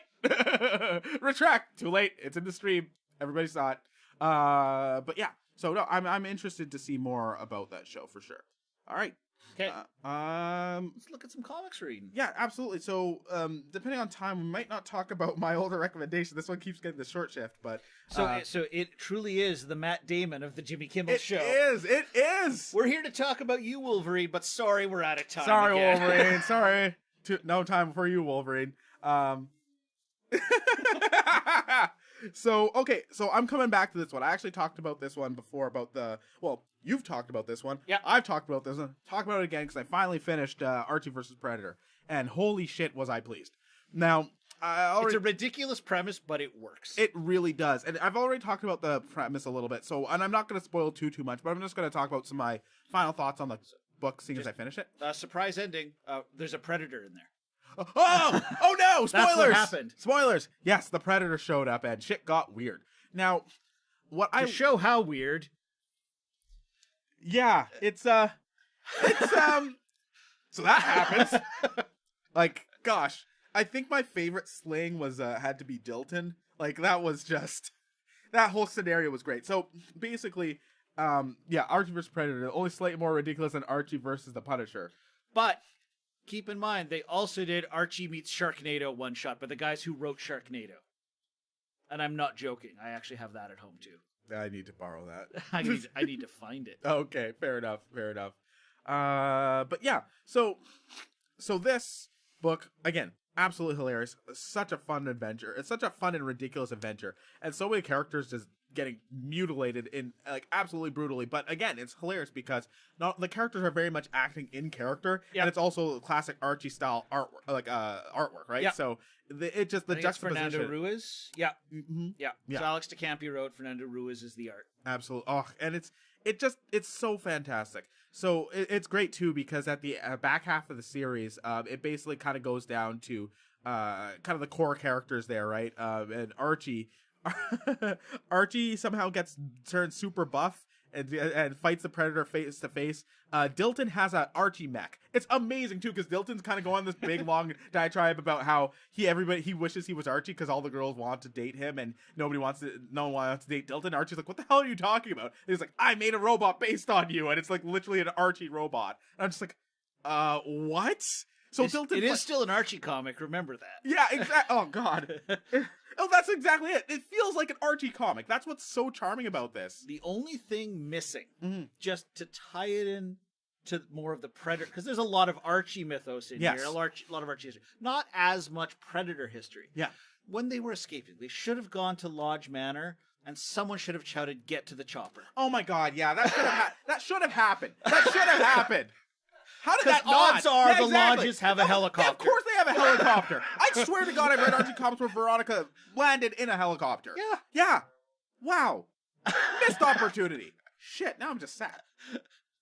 Huh. Anyway. That alone would have made the book worth reading. Oh, my Even God. if the other stuff wasn't great, that would have done it. Absolutely. And it's great, too, because they actually point out that Predator himself is also a teenager, just like them. Yeah. It's funny. So the Predator himself seems to be torn, but starts to get a crush on Betty and Veronica as well. So there's some really, really good shit in there. So what's also fantastic in the story is they do have character studies, how they designed some of the characters, how they made Predator a little more cartoony-ish for the Archie universe. Yeah. What's really nice, you get the full process of just raw pencils to the more detailed pencils to all of the inking and then the coloring as well. So here you actually see the Archie robot. Yes. So Digital Vesca's, wait, that was the thing? The Archie robot? Yes. No, the Archie versus Punisher. I have that at home too, yeah. Yeah, absolutely. Punisher chased a drug dealer to Riverdale who looked like Archie, and there was a mistaken identity bit and all that there. Yeah. Yes, he did. He made out with Miss Grundy. Oh, wow. What's even more fantastic is a lot of the additional pinups, which are alternate covers for the comics when they came out. And they're so good, too. Tim Seeley doing that one. There's one specifically that I'm looking for that I absolutely loved. Mm-hmm. Okay. So, Veronica ready to fight Punisher or Predator for Archie. Francesco Francovilla's one. This is the guy who does Afterlife with Archie and does some amazing pulp and noir style covers. Mm-hmm. It's just his artwork is... If I could ever find some original artwork of his, no matter what it would be, I would buy it. Let's put it that way. Absolutely. Absolutely. But so, yeah. It's more than the story. You get all of the additional little bits and pieces that just make this collection worthwhile. Oh, for sure. Like, it highly recommended. Like, this was just... I was so incredibly pleased with it. And that ending was just ridiculous and perfect for the comic, for the story that was being told there. So, Jack did say he was curious, Archie versus Punisher. I remember, if you go back on the website archives on Digital Fiasco, I did the best Archie crossovers. Yes. And there is a post up there that will show a handful of them, so you can go find that article. Absolutely. Absolutely. All right, and that's kind of it for me. All right, I got a couple of things. I'm going to trim this down. Okay. Because I do have quite a few. Yeah. Ooh, I like that. So this is the new Incredible Hulk with Return to Planet Hulk. What they have done is actually Hulk versus Thor. Where have we seen that recently? I don't know. The fact that in this case, though, because this is not Bruce Banner Hulk, this is Amadeus Cho Hulk, back on the same Sakaar. Yep. But this time, he is fighting for the rebellion, and then they've kidnapped Thor. And so Thor comes through, and then you have Amadeus Cho. I know him from work. Awesome. So they use this, inverted the quote. Yeah. But they have a little bit of fun with this one. This isn't, Thor doesn't have Mjolnir here, obviously. Yeah, because he doesn't have it anymore. He now has his metal robot arm from the Asgardian robot arm. Yeah. And he's just known as Odin's son. He's no longer worthy to be called Thor. Yes. That will be dealt with in the upcoming Mighty Thor series, where the current Jane Foster Thor is dying. Yeah, she's been, again. Yeah, for a long time. Oh boy. Yeah. Sad. But this is a fun read. I picked it up really because Greg Pak is writing the story. He wrote the original Planet Hulk. He wrote the original World War Hulk. That's where I heard that name before. Okay. And he's actually, after the Return to Planet Hulk, it's World War Hulk 2. So he's following the same pattern he did before, but with little twists, and it's enough that at least it's the same creator finding bits of the story he never got a chance to tell and bringing it back. Right. Which is interesting. And he's a good writer. He has Hulk down. He created Amadeus Cho. So who better to kind of drive that next level of it? Awesome. I talked Iron Man with Blade already, so I'll put that off to the side. Okay. Now, I've been reading Green Lantern comics for a long time. So Hal Jordan, the Green Lantern Corps 37. This is now the Green Lantern Corps versus Zod and his family. Oh. So Zod with Ursa, who is his mate, who is also the villain in the Superman 2 movie. Yes.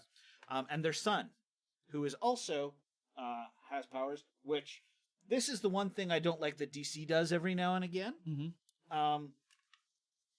let's also use the Zod family and the Superman Action Comics at the same damn time. Yeah. Now, at least this one takes place in the future because it's time travel and it's Booster Gold. Okay. But in this one, Zod beats the shit out of Hal Jordan.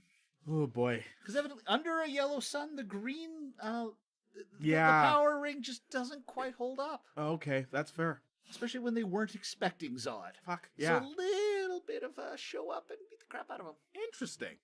So it's an interesting one. Mm-hmm. Here's a guilty pleasure one, which is just my fun little story. Yeah, yeah. Scooby-Doo team up. Ha! But this time, what they do is they take Scooby and the gang and they team them up with other Hanna-Barbera characters because they have the rights. Yeah. But also other DC characters, but in the animated style. Right. So here it's Scooby and the gang with the Birds of Prey. Oh, man. So you've got Batgirl, you've got Huntress, and you've got Black Canary. Ooh, interesting. I'm a Black Canary fan, so... No, it's done well. The art style is very much the animated style. Mm-hmm. So it has that nice little nostalgia flair without going too heavy. And it's a kid-friendly series as well. So you're not going to get like an in-depth story. It's a one and done. But sometimes they'll cross over a little bit. Like they did one where they were back in time. They ended up meeting the Flintstones. And they didn't know how to get back forward in time. So the Great Gazoo sent them forward in time, and they ended up too far and ended up meeting the Jetsons. Oh, jeez. That's kind of awesome. But they actually went into the old Super Friends cartoon. So the whole team there, including the Wonder Twins. Oh, my God. Your favorites. Those fucking losers. The last new one I want to talk about quickly is Doomsday Clock #3. Oh, okay. So Doomsday Clock, it is well written. It is Jeff Johns kind of continuing on with Great Gazoo versus Predator. Oh my God, yes! Hello, Predator, you dum-dum. Great Gazoo versus Mixelplick, or however the fuck you pronounce it. Mixelplick. Oh, fuck. Mixelpitlick, yeah. Wow. How do you know how to say that? Same reason I know how to say Okay. Takashi Anyway, Kovacs. He has the pronunciation guide on off camera. Not a very interesting cover. It's a bottle of gin being destroyed. Now, what it does do, though, is a little bit of a reference. It's Victory Gin, as in V for Vendetta. So, little toss there. Ooh. Scrappy-Doo versus Aliens. Oh. Scrappy-Doo versus Independence Day. Oh, I just want to see Scrappy-Doo get killed like he did probably more than once in Harvey Birdman. So one of the things that this story does well, so it's Gary Frank on the art. It actually feels a little bit like the original artwork from Watchmen. Nice. Like even, yes, you've got the smiley pin with the blood stain falling because it is the comedian. Yeah. But you get a lot of feeling from the original run, including that it's Dr. Manhattan by the voice bubbles. So the lettering, that's really what I want to point out. The lettering in this is almost better than anything because it feels like the old series. Yeah. You've got the same font is being used. Yeah. The bubbles are not even, just like the original Watchmen series. That's so awesome. It really is a nice homage to what was there before. That's really cool. What they've also done, though, is brought in a couple of characters that I never thought I'd see again in a DC comic. That just some of which were just never really there. So here you've got Johnny Thunder. He was a member of the All-Star Squadron and the original Justice Society. Right. They introduced him in the original when they did DC Rebirth, but they haven't touched him really much since. He's been in a couple of spots. Jeff Johns was waiting for this. So this series is probably what is going to bring the Justice Society back into DC continuity. Right. Okay, that makes sense. But he's in a nursing home because he's an old dude. They're watching an old mystery show, Nathaniel Dusk. That was another DC comic from the 80s of just an old hard-boiled Private Eye style one. So he's not directly in there, but it's the nice little hints, the little references of some of that. That's cool. You've got the new Rorschach. You've got some other characters who are like a Joker knockoff who basically they look like Punch and Judy style characters. They decide they want to take out Joker as this issue goes on. So they're going up for Joker. Yeah. So you've got Batman's biggest bad going up against them. You've got the smartest man in the Watchmen universe going up against Lex Luthor at some point soon. You've got a couple of other little hints of stuff in here. I'm just going to get to the last page.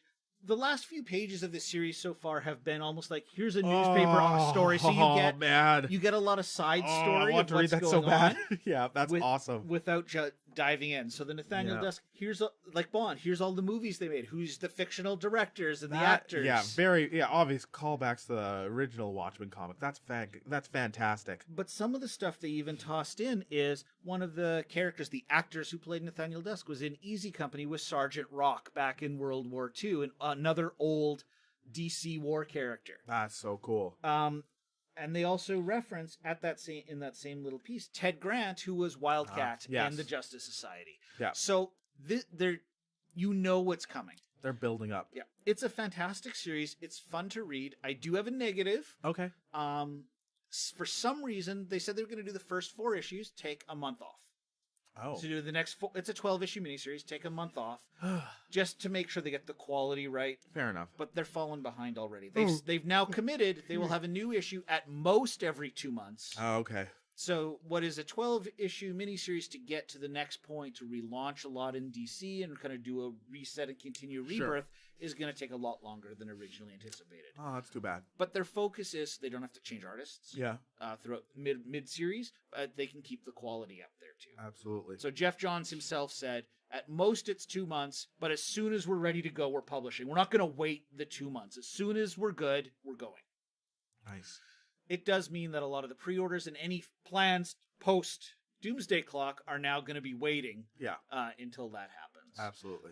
For Cryptical, who just joined us, they're rebooting Watchmen. They're not really rebooting it. They're tying Watchmen now into the main DC universe. So the first 2 issues had a lot of Superman involvement. There is no Superman in this book. It actually focuses on Rorschach suddenly showing up in Wayne Manor trying to get Batman's help, and he's figured out that Bruce Wayne is Batman. Of course he did. My last one I just want to quickly mention. I've mentioned this before. As an older recommendation, Gotham Central. Oh, yeah, that's right. You have mentioned that. So it is written by Ed Brubaker and Greg Rucka. Okay. Art by Michael Lark. This is fucking fantastic. This is a non-superhero story. This is the story of the cops in Gotham and just their actions there. The GCPD. Yep, but the Special Crimes Unit. Ah, okay. So you've got multiple teams. You see it like it's the shift work where they hand it off from morning to night. The stories keep going. Oh, geez, that sounds so fucking cool. I love that shit. And Ed Brubaker and Greg Rucka. There's 2 active stories in parallel because you have multiple teams of homicide in the same story. So, would there be any of the cops that we should recognize from the comics in here, or are they all totally new characters? So Harvey Bullock, a little bit is in there. Yeah. Renee Montoya is one of the main cops. Cool. Her partner. Not that one. Hello. My name is Renee Montoya. You'd recognize a lot of the supporting one. Their captain actually is Maggie Sawyer, who used to be in Metropolis, you know from the Supergirl show. Right, yeah. But yeah, so she is the head of this work. Now, Jim Gordon at this stage in the series is no longer commissioner. So he's not there. It's someone else kind of running the show. Okay. So that's why the Gotham City Police are also loath to turn on the bat signal, so it isn't very Batman heavy. Apart from a later one story arc which focuses around someone dressing a bunch of kidnapped kids up as Robin and killing them. Oh, fuck. Oh, that sounds really uplifting. Crap. So a Law and Order series that examines the fallout from a vigilante doing most of the crime fighting in the city would be hilarious.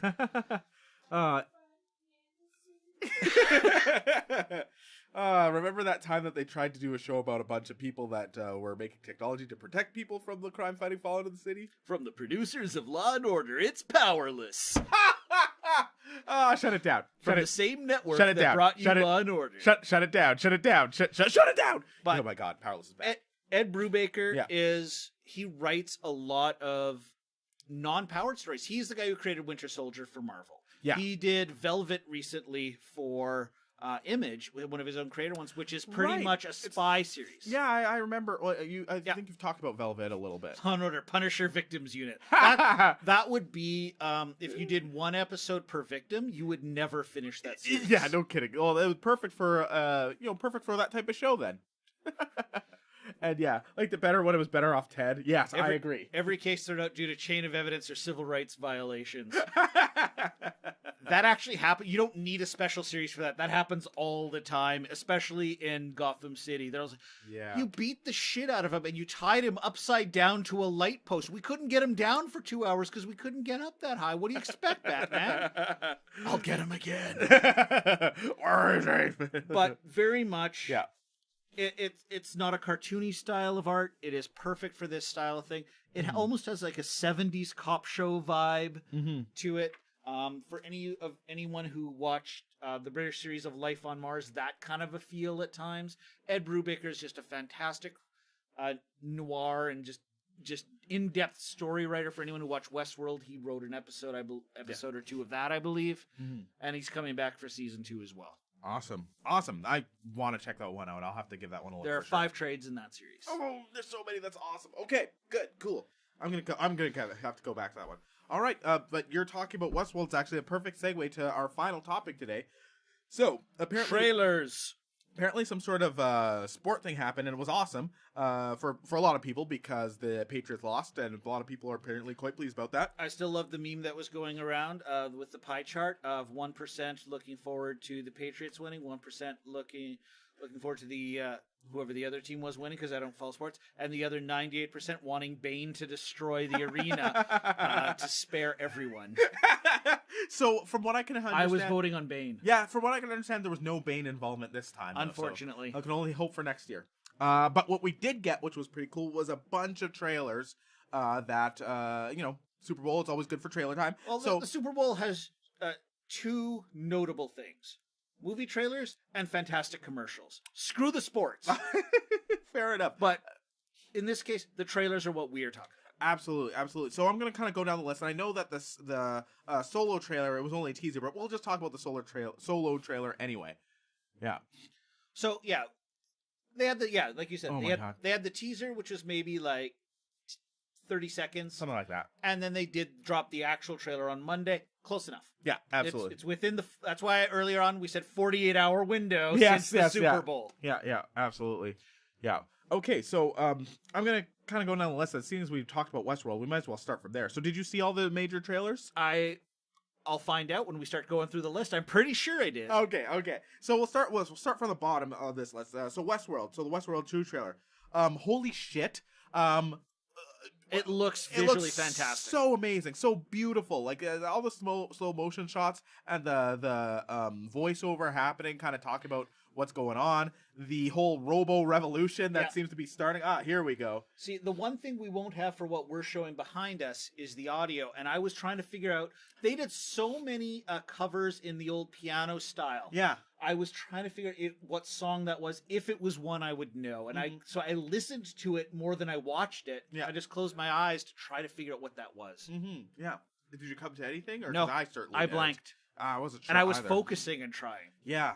No, it's really, it's absolutely visually stunning, and it looks like the real. I mean, this scene actually, this scene. They keep coming back to the bull. Like, I love it with the bulls, and you can see the robotics inside them just completely taking out those people.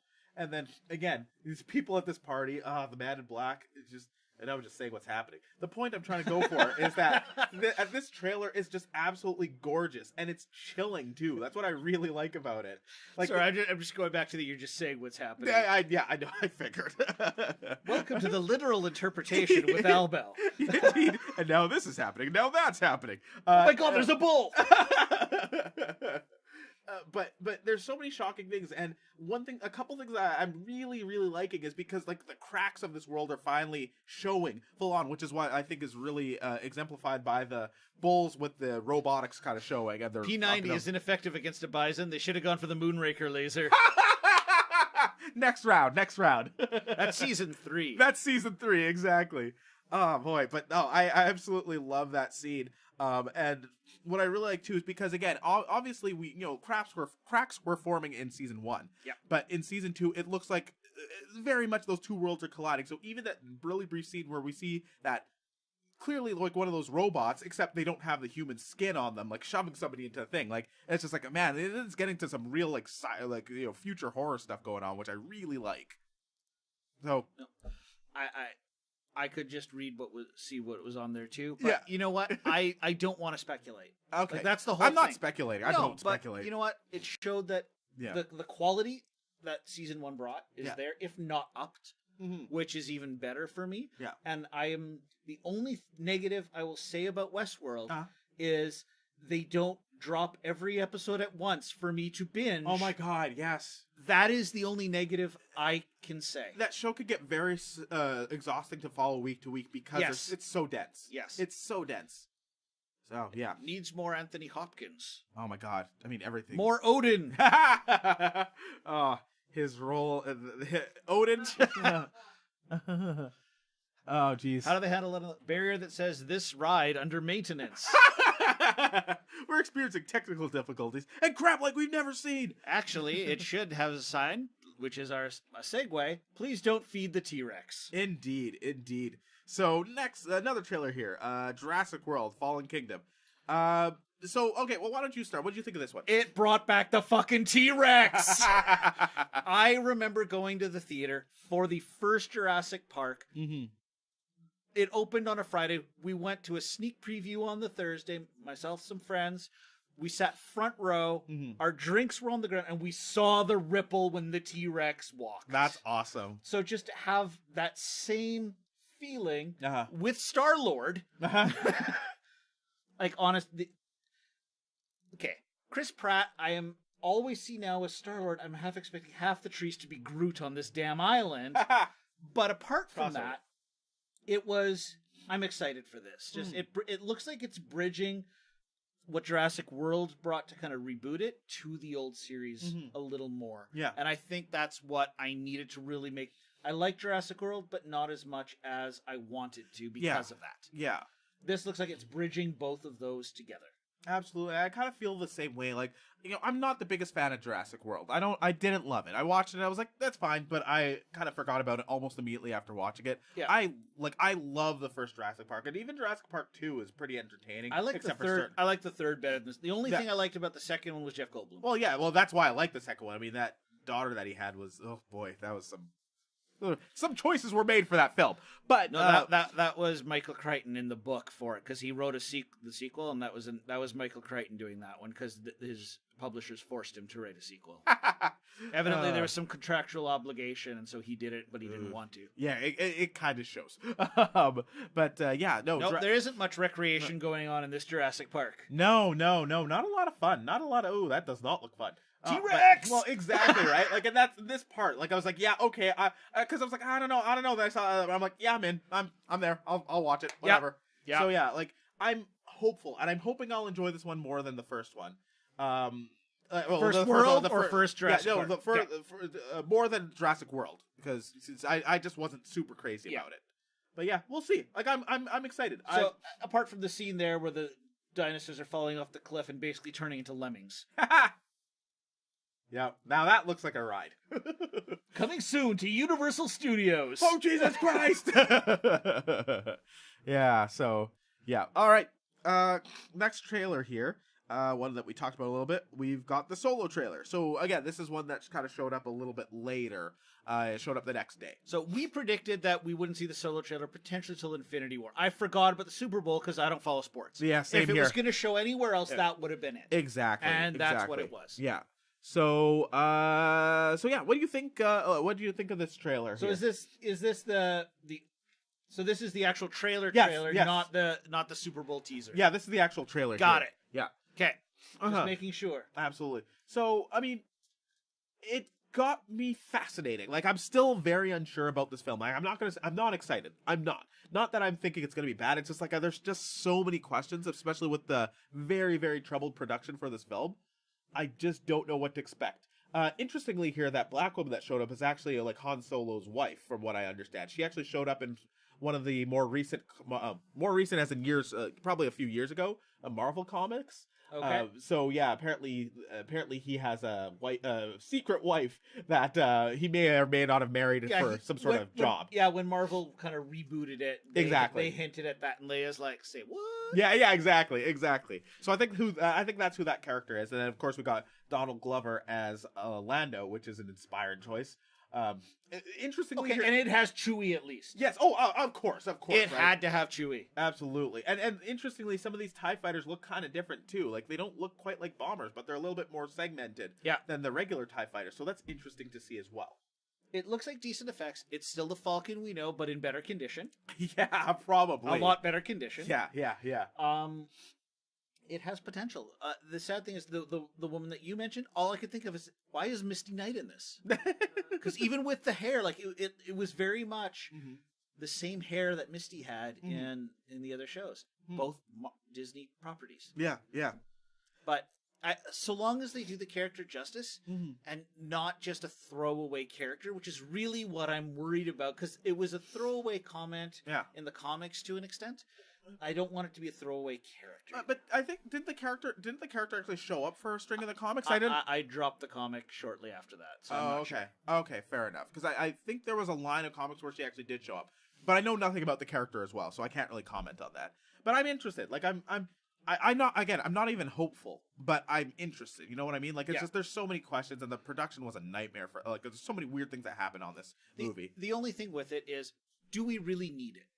That's the ultimate, and it's too late now because we're going to get it whether we need it or not. Whether we need it or want it or not, it's happening. So pre-order Destiny 2, so I love being disappointed. Oh, that's rough. That's rough, man.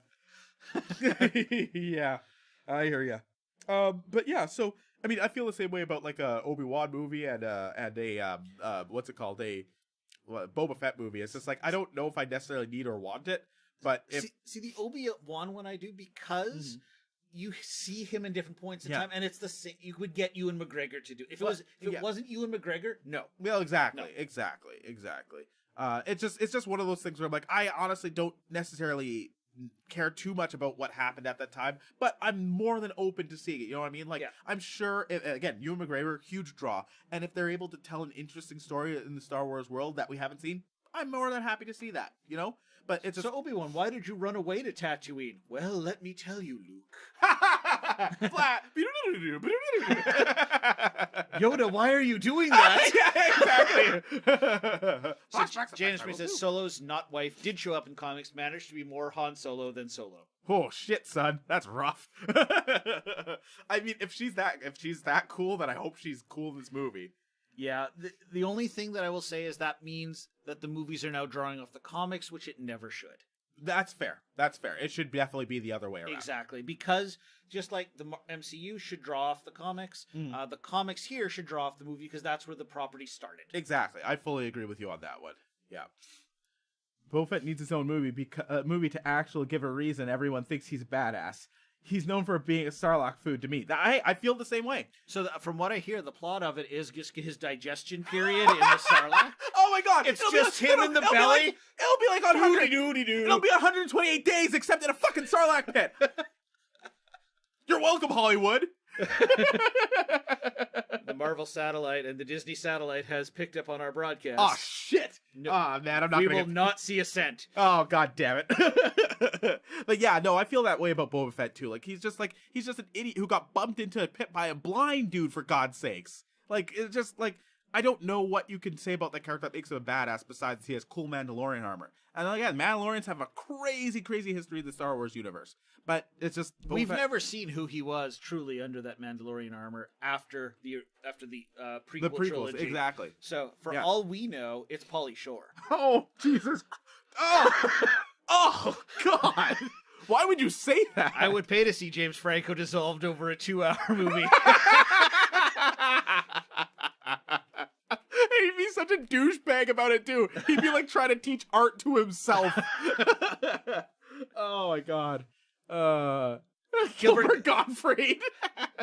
Worst bounty hunter ever. Why am I now picturing that the Boba Fett armor, one thing we've never seen is the AI, which is voiced by Gilbert Gottfried. Oh my it's like God. Jarvis from Iron Man. Oh my God! It's Pauly Shore with Gilbert Gottfried Oh, talking to him. Could you imagine it yelling into your ear like constantly?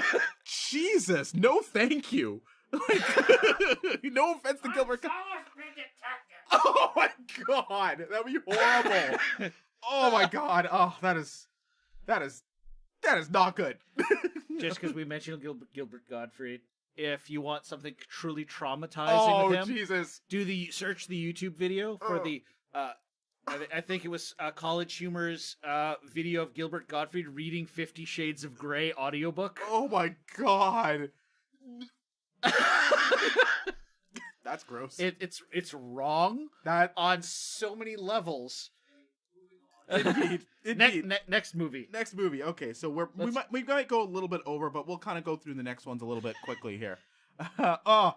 Anyway, okay, Skyscraper. So this is a okay. So did you happen to see? I this didn't trailer? watch that one. Yeah. Okay. So basic premise here is it's the future. There's a skyscraper. Yeah, it's a skyscraper. It's the biggest structure in the world. Super futuristic. It's very insulary. Basically, the idea is that they're hiring fucking The Rock to be a security guy here, and he's all of a sudden he's there with his family, but then a bunch of bad guys attack it and they try to take over the skyscraper and he has to fight them. So basically it's every one of those like stuck in a tower movie. It's Die Hard. It's every second Rock movie. Well, yeah. But the plot is obviously reminiscent of something like Die Hard or The Raid or heck even the more recent Dread movie, right? Where it takes place in a very enclosed area where they can't really escape from. I almost want to see Rampage more than I want to see this based on that description. Holy shit. I mean, I can't disagree here with you, unfortunately, which is really tragic. Because I actually like this type of film. Like, I like it when it's like one crazy night where you're stuck in a really fucked up situation. Stuff like Dusk Till Dawn and all the other movies I mentioned here, right? Where it's just like, hey, you're stuck in this situation. You have to basically use everything and fight a bunch of bad dudes.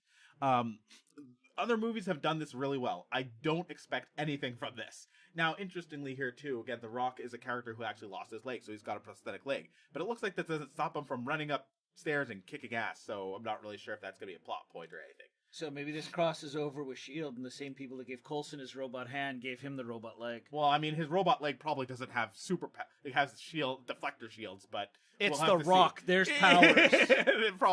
There probably are. Yeah. Yeah, so I also don't buy Dwayne Johnson as an architect there. Well, he's not an architect. Nev Campbell? Yeah, it is. It is. Yeah, he's not. Wow, she needs a job. He's not. He's not an architect. He's a security guard.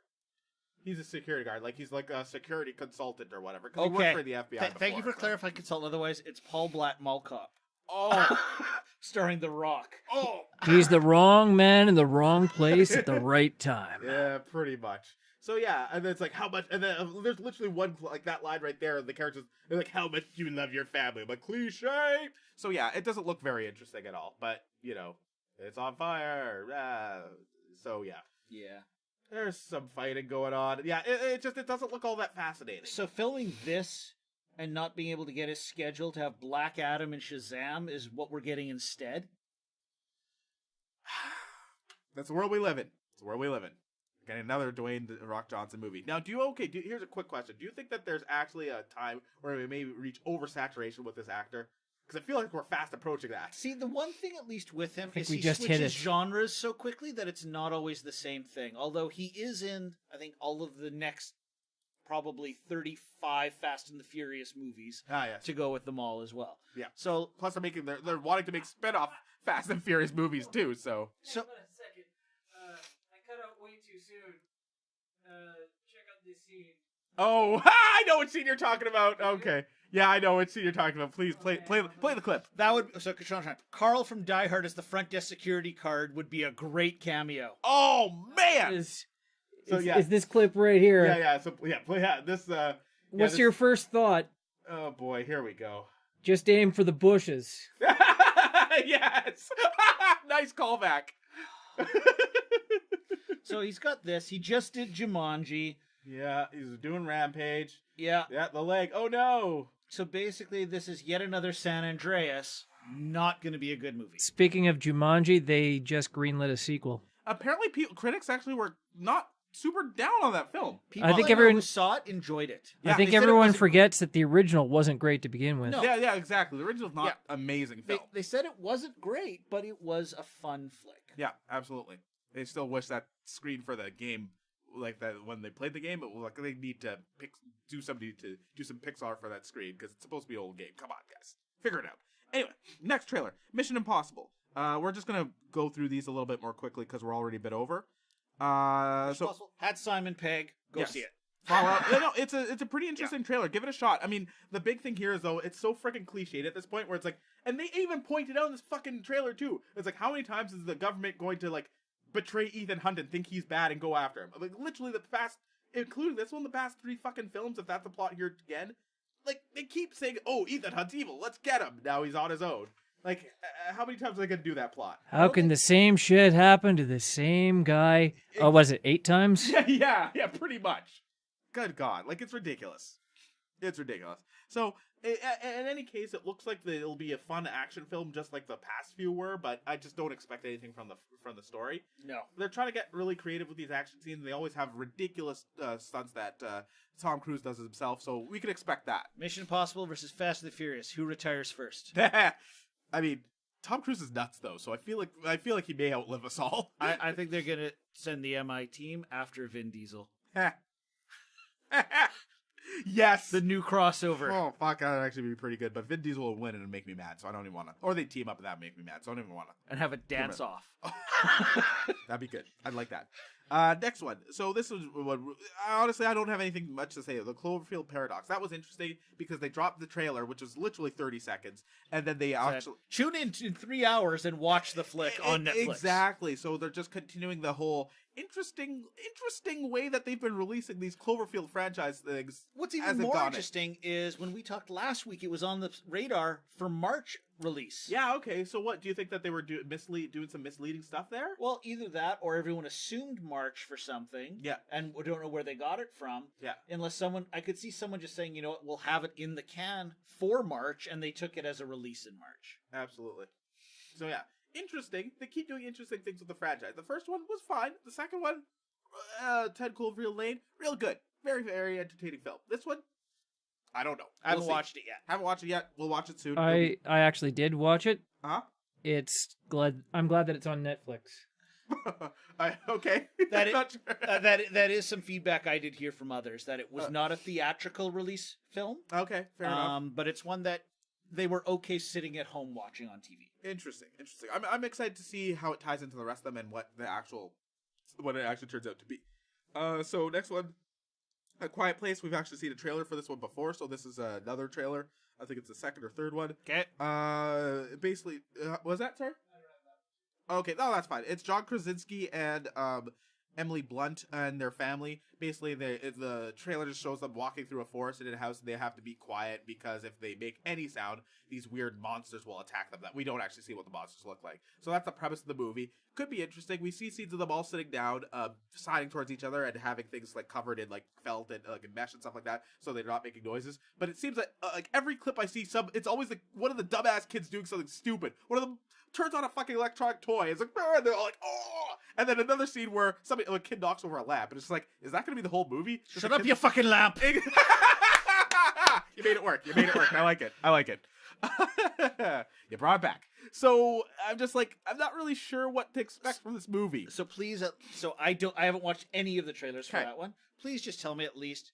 It doesn't say, because of just the weird premise of it does not say from the mind of M. Night Shyamalan. Oh, God.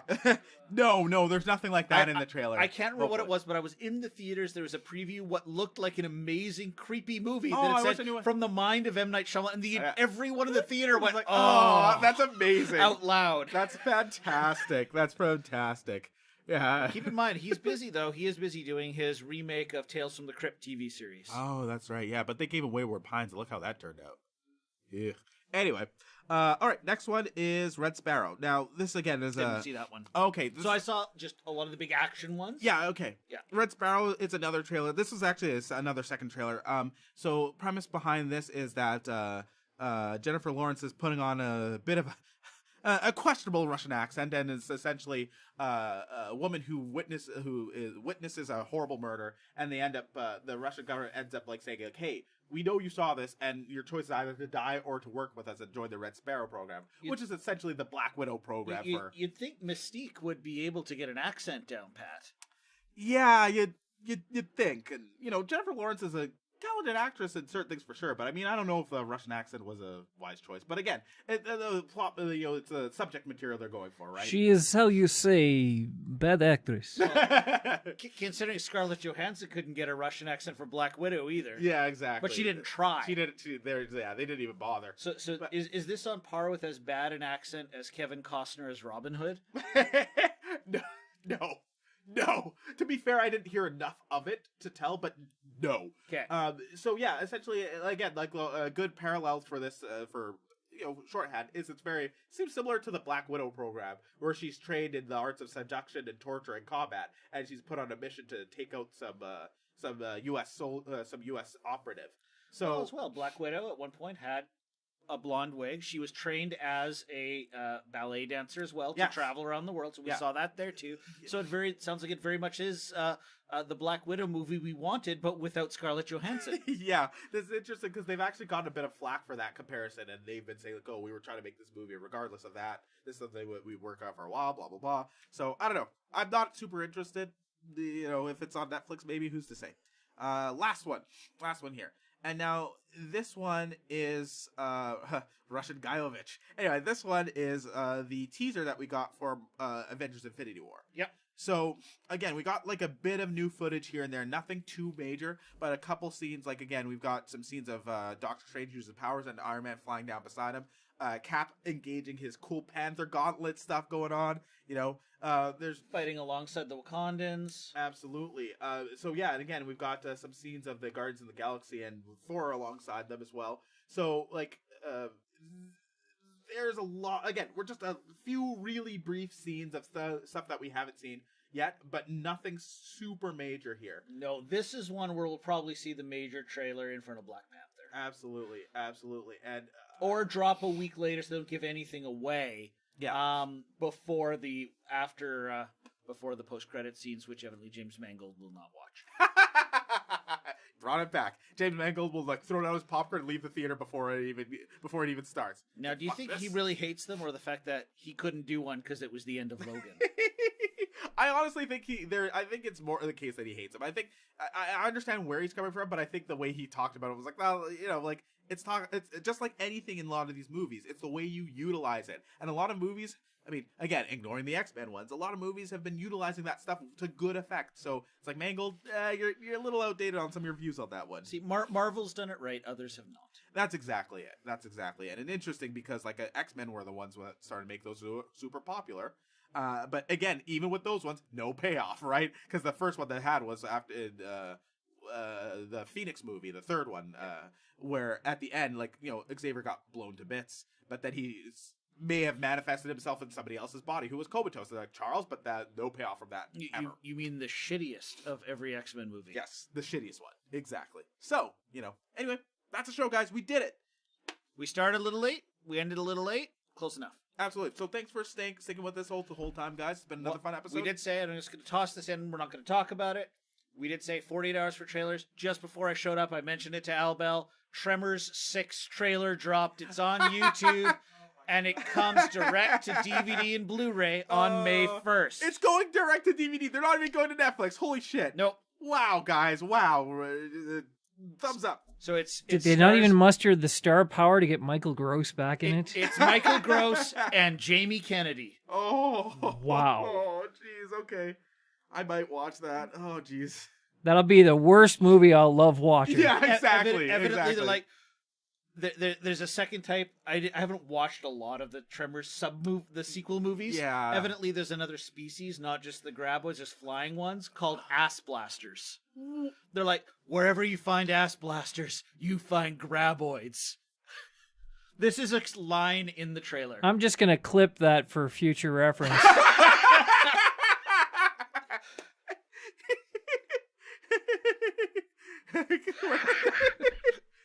Wow. On that note, thank you for joining us, guys. It's been thank you. It's been a fun show for us tonight, so really appreciate you guys sticking with us a little bit later. We're going to find somebody to host. So yeah, just before we sign off, tomorrow we will be, I'll actually be around for doing stuff as fun for a bit. Me and Jack McBastard are probably going to play some versus games. Oh, hey. GA 30901 is following. Thanks for following. Thank you for the host. Absolutely. Much appreciated, dude. Yeah. So, Jack and I are going to play a little bit of Dragon Ball Fighters, and, that sounds terrible. I mean, it's gonna be a Gong Show roll, believe you me. But we're probably gonna try to grab some other stuff too, because you can't really just play a fighting game for 2 hours straight. I mean, Not you with can. that attitude. Hey man, I'd be willing to do it. So don't test me. But yeah, that starts at 8:00 tomorrow. So tune in. On that note, I'm Elbel88. I'm Kelly. You can find me on Twitter at comic_KC. And I'm at Elbel_88. And we'll see you next time. Have a good night.